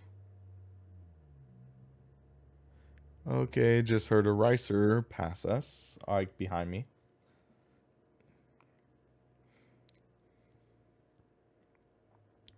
So yeah, I believe, yeah, this is an Australian server because 33 ping, 33, like 166, 233, 225. So for connecting to Australia, we got decent ping at least. Asia, 333, Florida 291. This is going to be an interesting race.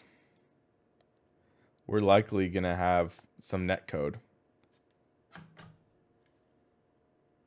Let's just take a look and make sure all my settings are good. I might just set a push to talk. So, where's my push to talk button?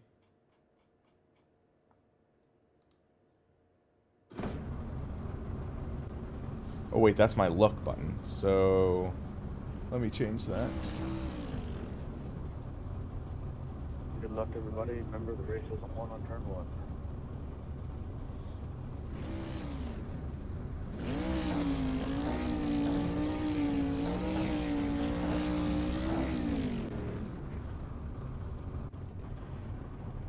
Hey guys, good luck everybody. You are being live streamed on Sim Racing Paddock. Just want to give a little bit of a shout out. Oh, hello, Mr. Marsh. I actually watch you. Thank you. Let's have some fun. Let's change our black box. So 8, 9, 10, 11, 12, 13, 14. Full field of Cadillacs, too. Not a single Kia. Only 11 cars on the track. Aaron, it is Sim Racing Paddock. That is both on Twitch and on YouTube.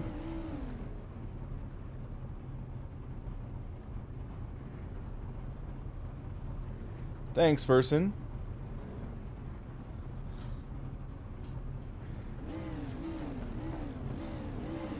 Where's third place? And yeah, third place isn't on the track.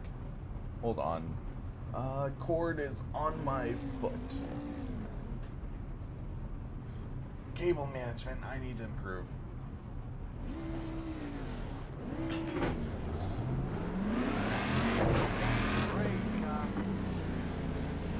Fan boost. I wish. Speaking of fan boost, what are your thoughts on Formula E coming to R Factor 2? Because that is essentially all but announced. Elliot, so let's go with the TLDR version. Back in 2014, I was hired as a rider alongside John. I quickly became his head rider, his go-to guy for the website, writing and stuff. And he essentially wanted me to move to Washington, take over the site, and stuff like that. I go there, and I realize it might not be the smartest move at that point in time. I basically turn down the offer. He starts getting a little distant, cold towards me, and I decide, okay, I'm gonna quit. Then family friend helps me start Sim Racing Paddock, and basically Darren is mad because he feels I betrayed him and stabbed him in the back. That's the long story short of it. And I'll say there are some mistakes I made on my end, and I apologize for that. And if he ever sees that, someday I hope that we can put our differences behind us and like basically sharing our love for sim racing and stuff like that. So yeah, some of the things he did say were incredibly hurtful, though. It was definitely tough. But yeah, essentially, life moves on. I use that grudge as a motivator because he wouldn't try to attack me if I was doing completely horrible. I'll put it that way.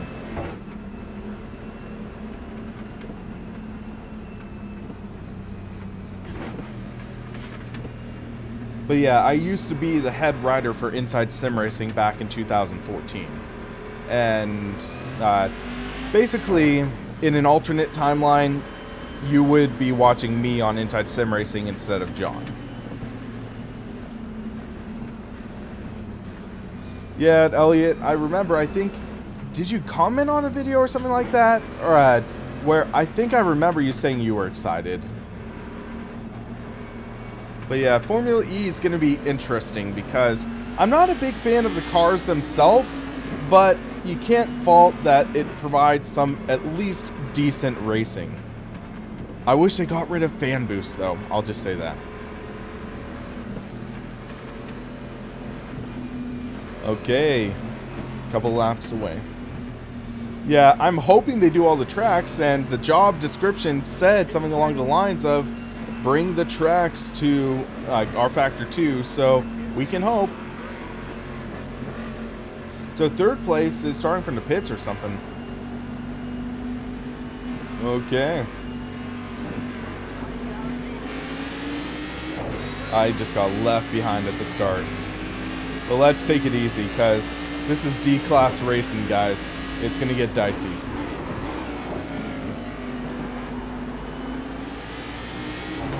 Or it's D or C, I forget. Because we have 3 C-class in front of me.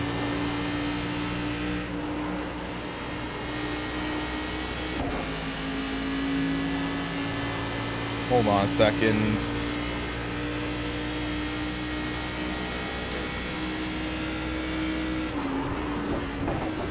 I'm sorry, I know you're not supposed to text while driving or look at your phone while driving. I didn't know if that was my mom asking me to turn down the volume or something.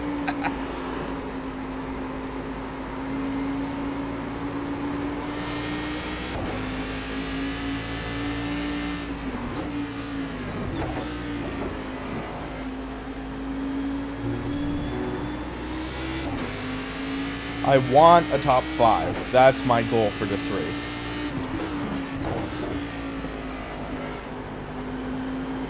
And I think that's an achievable goal. I have decent driving skill.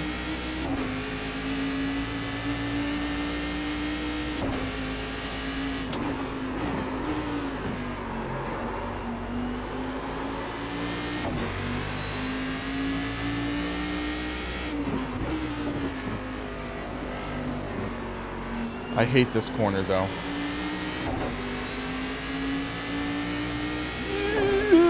Boy! Whoa.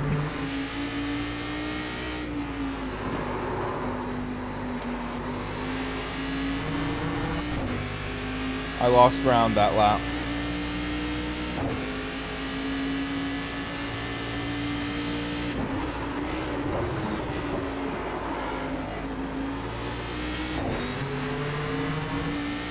I don't want to lose the draft.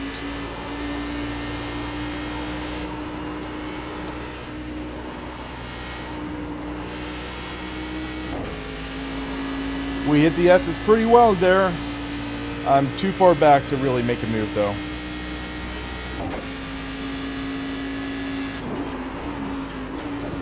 I'm hoping these guys make a mistake though, because that's reasonable.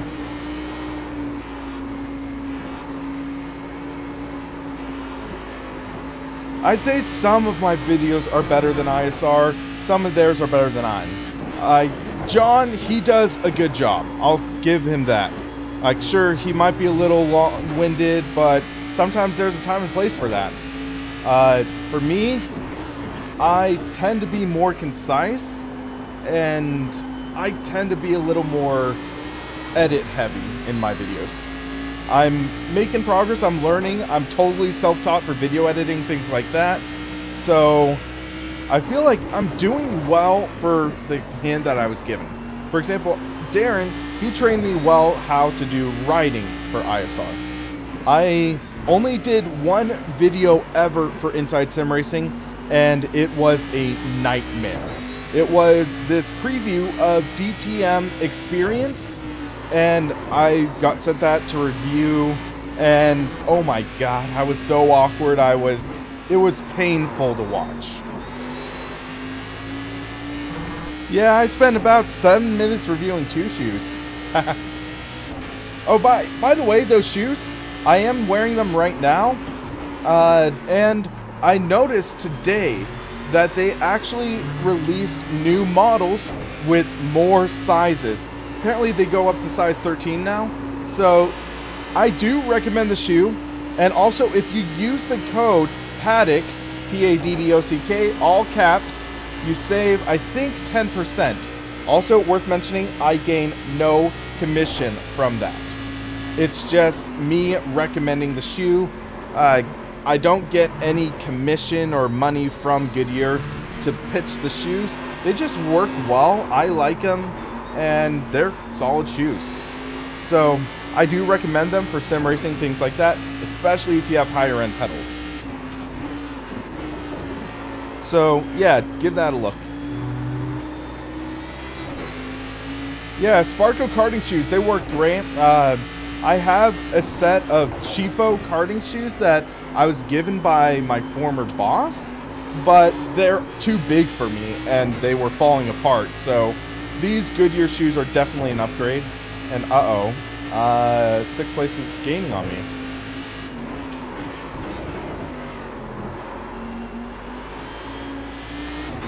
Let's focus a bit.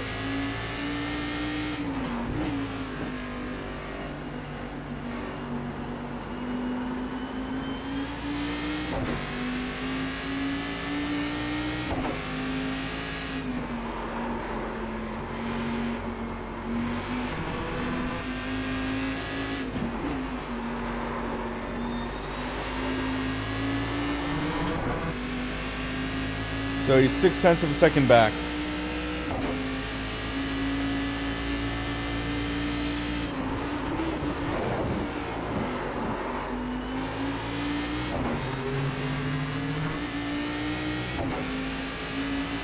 I don't think he's going to be in my draft at least.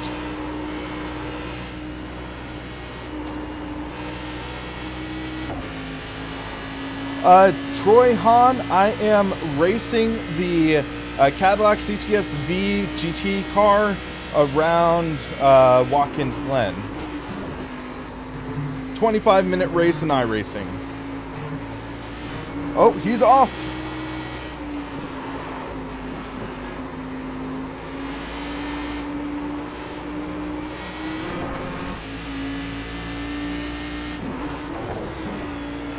That was a little aggressive with the downshift. Oh, Darren's closing in.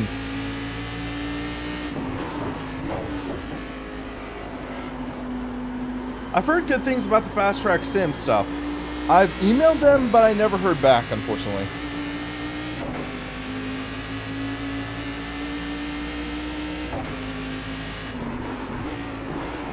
Little wheel hop.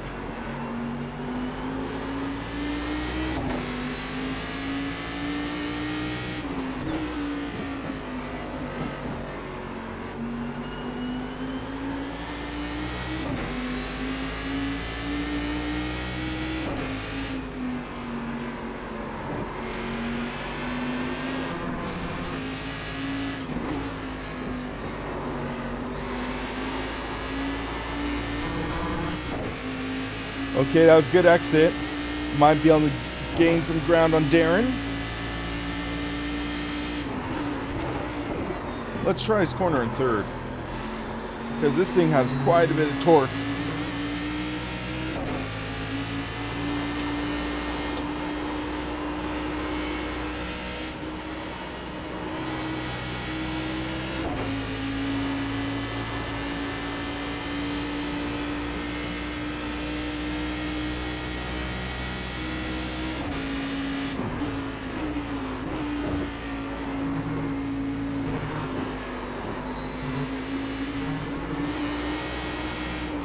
I think he took it easier this lap because he spun last lap.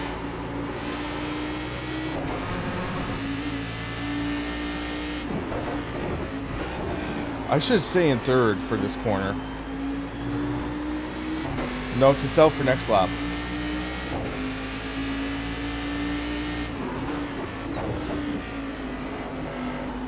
Oh, Aaron is now in the mix.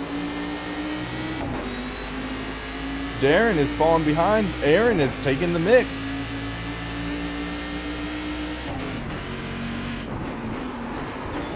Whoa, he broke way early.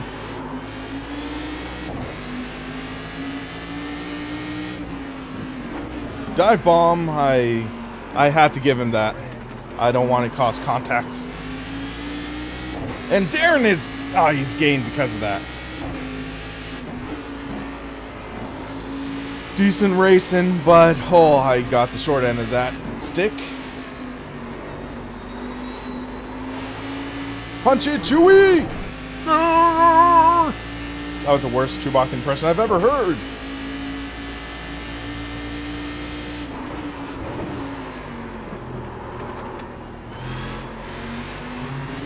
Floor it. Little bit of oversteer.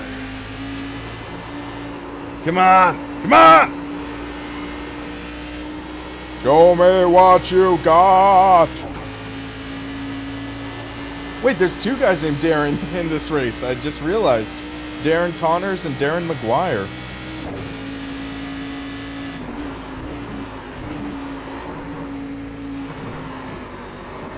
A little too hot through the bus stop.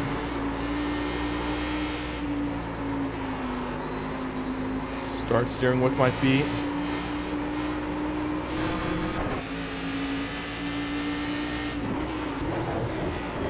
Oh, contact, contact, contact! Wow, Aaron just took out Javon Wood. I think, yeah. The wood got chopped. I actually saw almost an identical thing in Jimmy Broadbent's live stream where a Ferrari took out a Ford.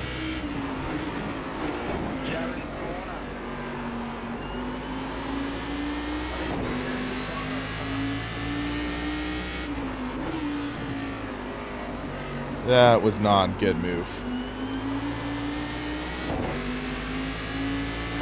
Fourth and long.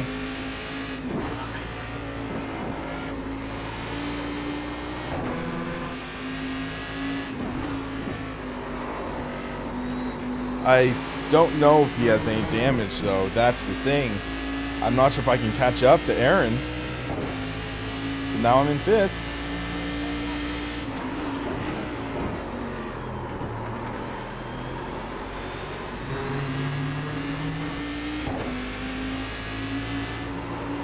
This is an exciting race though because Darren is pretty solid with me. I'm hanging in with Aaron. Ken, I think, is in a new zip code.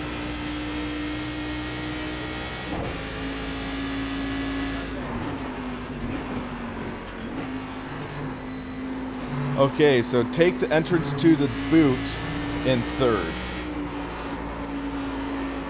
Keep that note, Will. Keep that note, Will.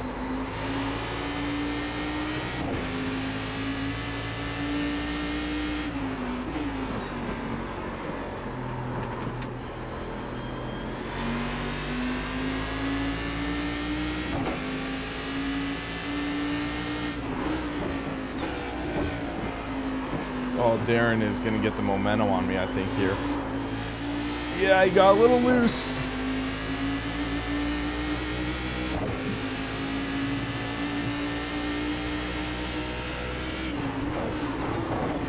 Wow, he threw it in there.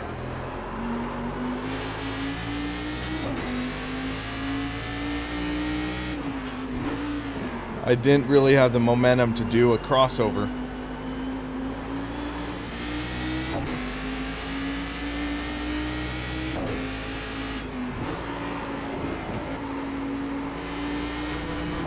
Okay, I'm behind Darren now, but I'm going to have the draft out of turn one.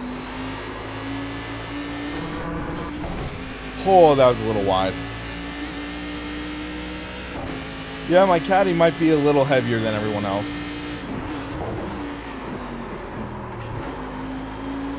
I just used the baseline setup, but it's a fixed setup. So I don't know if I can actually change anything about it. That's the problem. This is a fixed setup, so it's down to driving line.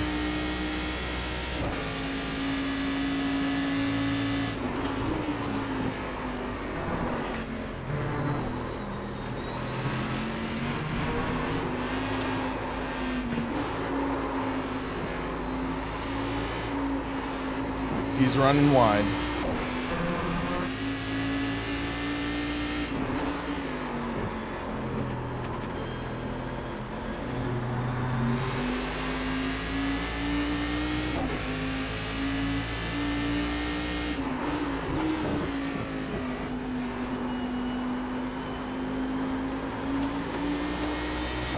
Wreck. Oh my. Oh, thank goodness that didn't hit me. I would have been so mad.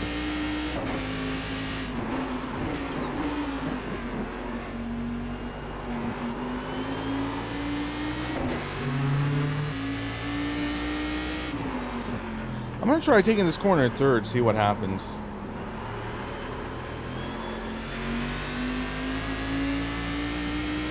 No gain or loss.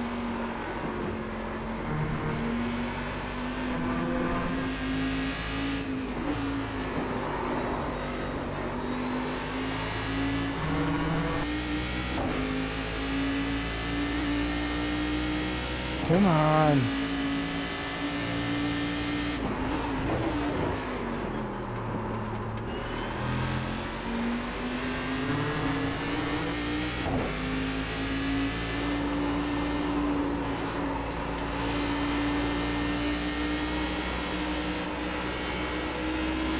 What I do for a living, trying to make this into a living, but I am trying also to do IT stuff. So I'm sort of starting my own IT firm, and oh dang it.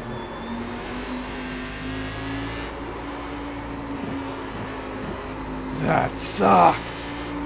Second instant point of the race.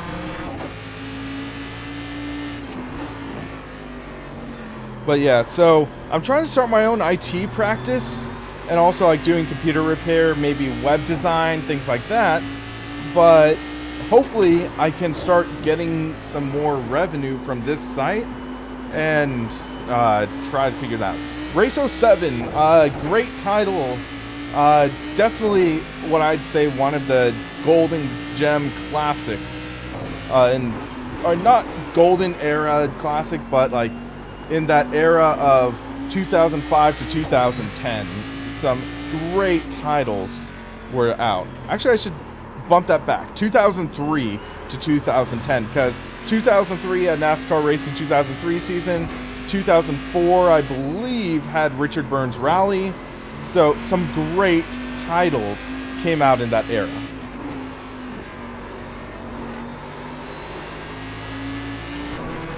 Let's take a look and see how much time we have left in this race. 8 minutes. Okay. So about 4 minutes, or 4 laps.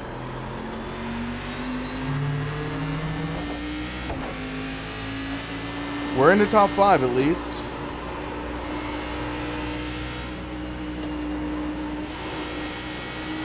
NASCAR Heat, another great classic. But it makes NASCAR Heat Evolution so disappointing because NASCAR Heat Evolution feels like a rebranded NASCAR Heat. Random thought, but yeah, NASCAR Heat Evolution, disappointing. Yeah, hopefully GTR2 Magic can be caught in Project Cars 2. I'm cautiously optimistic. I've driven Project Cars 2 one time in January so far. I met some of the people with Bandai Namco and with Slightly Mad Studios. I didn't meet Ian Bell, but I met Steven Viljoen, who is the game director.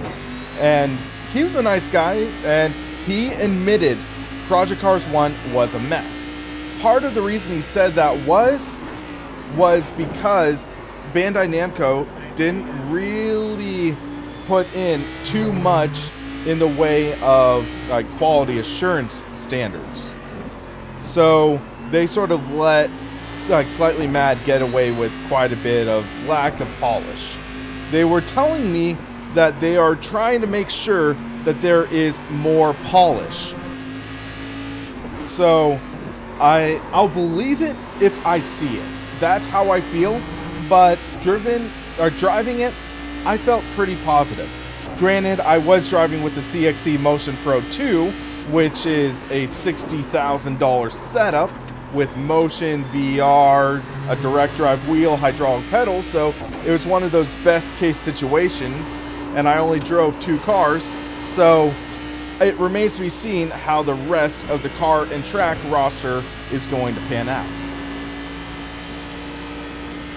I don't know if I have the energy to catch up to Darren, guys.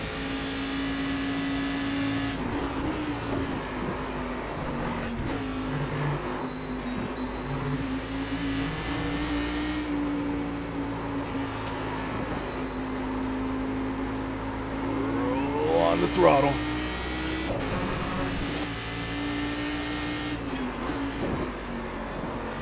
Let's take a wider line. Get some more off the corner.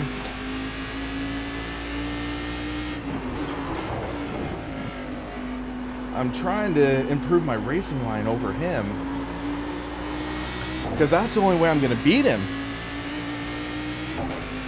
But we did make up some time, I think.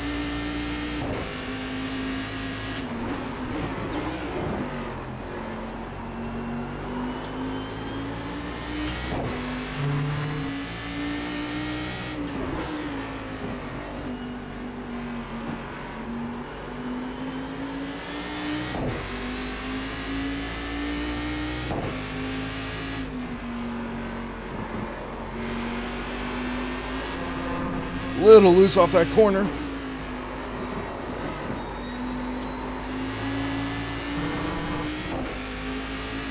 Come on, come on! We can get him!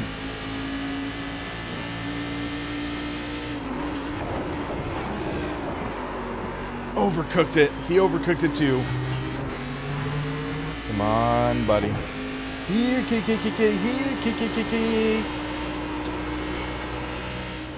Here, Aussie. Here, Aussie. Dang it, we're about a second behind.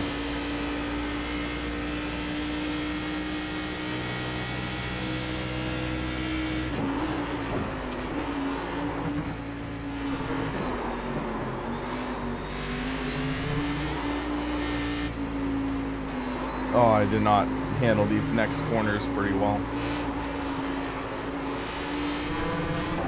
We lost a 10th.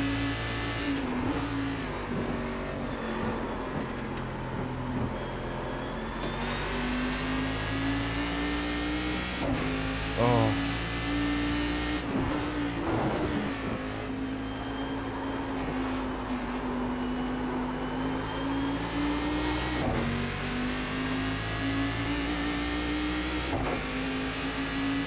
Yeah, I don't know if I have the tires and the power to catch him. Yeah, I think my tires are worn out. You can see that little wiggle out the corner.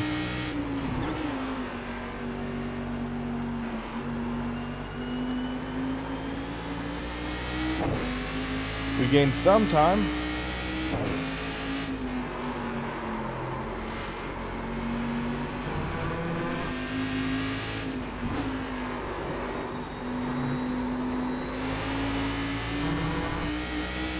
Okay, we gained about 2 or 3 tenths in that final sector. 3 tenths in the final sector.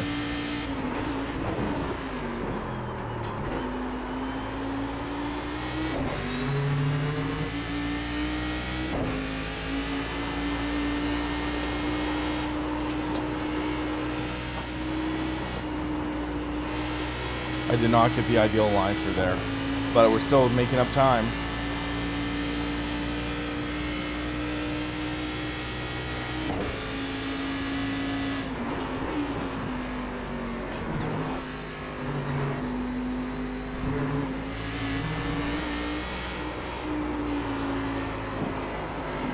Too fast, too fat, or too wide, too wide.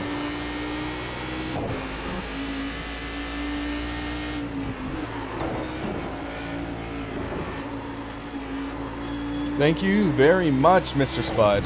That means a lot.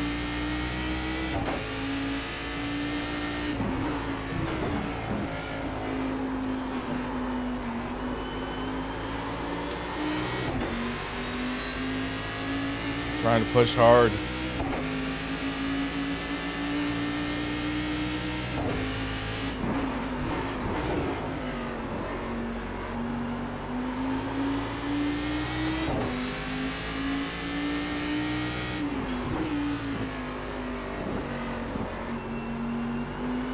And it's so difficult to talk while driving, too.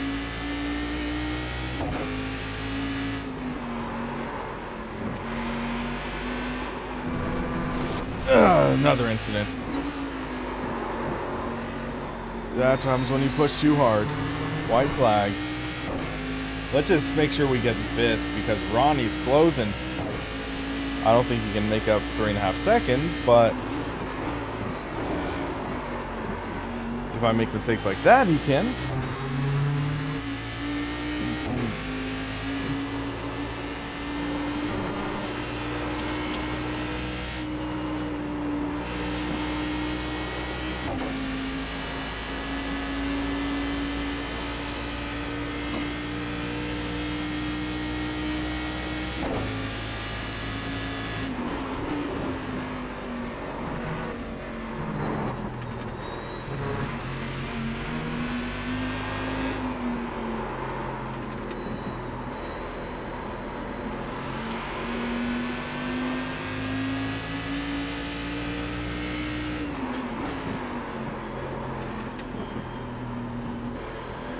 Off the racing line, got some dirt on my tires.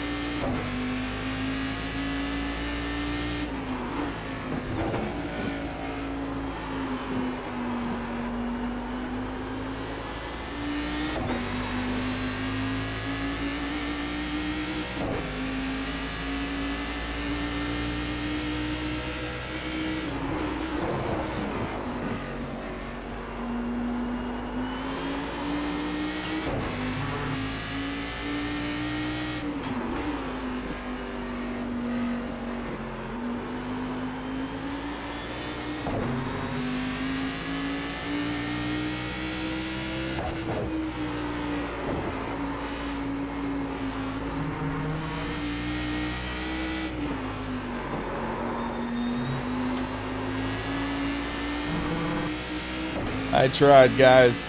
I couldn't catch him. He was just, yeah. But man, that's pretty good racing, guys. Fanatic or Proto Simtech? If you're looking for exclusive PC racing, I'd say Fanatic. I'm not Fanatic. Proto Simtech. For just PC racing, I believe the build quality is slightly higher. Made in USA, and Chris, he's a great guy. The downside is the first batch is, I believe, already sold out, so they're going to be kind of hard to come by. You're going to actually need to stay very proactive on what you are doing. And then, with that, you are... if you're looking for them now and you are possibly considering console, I'd say go with Fanatic.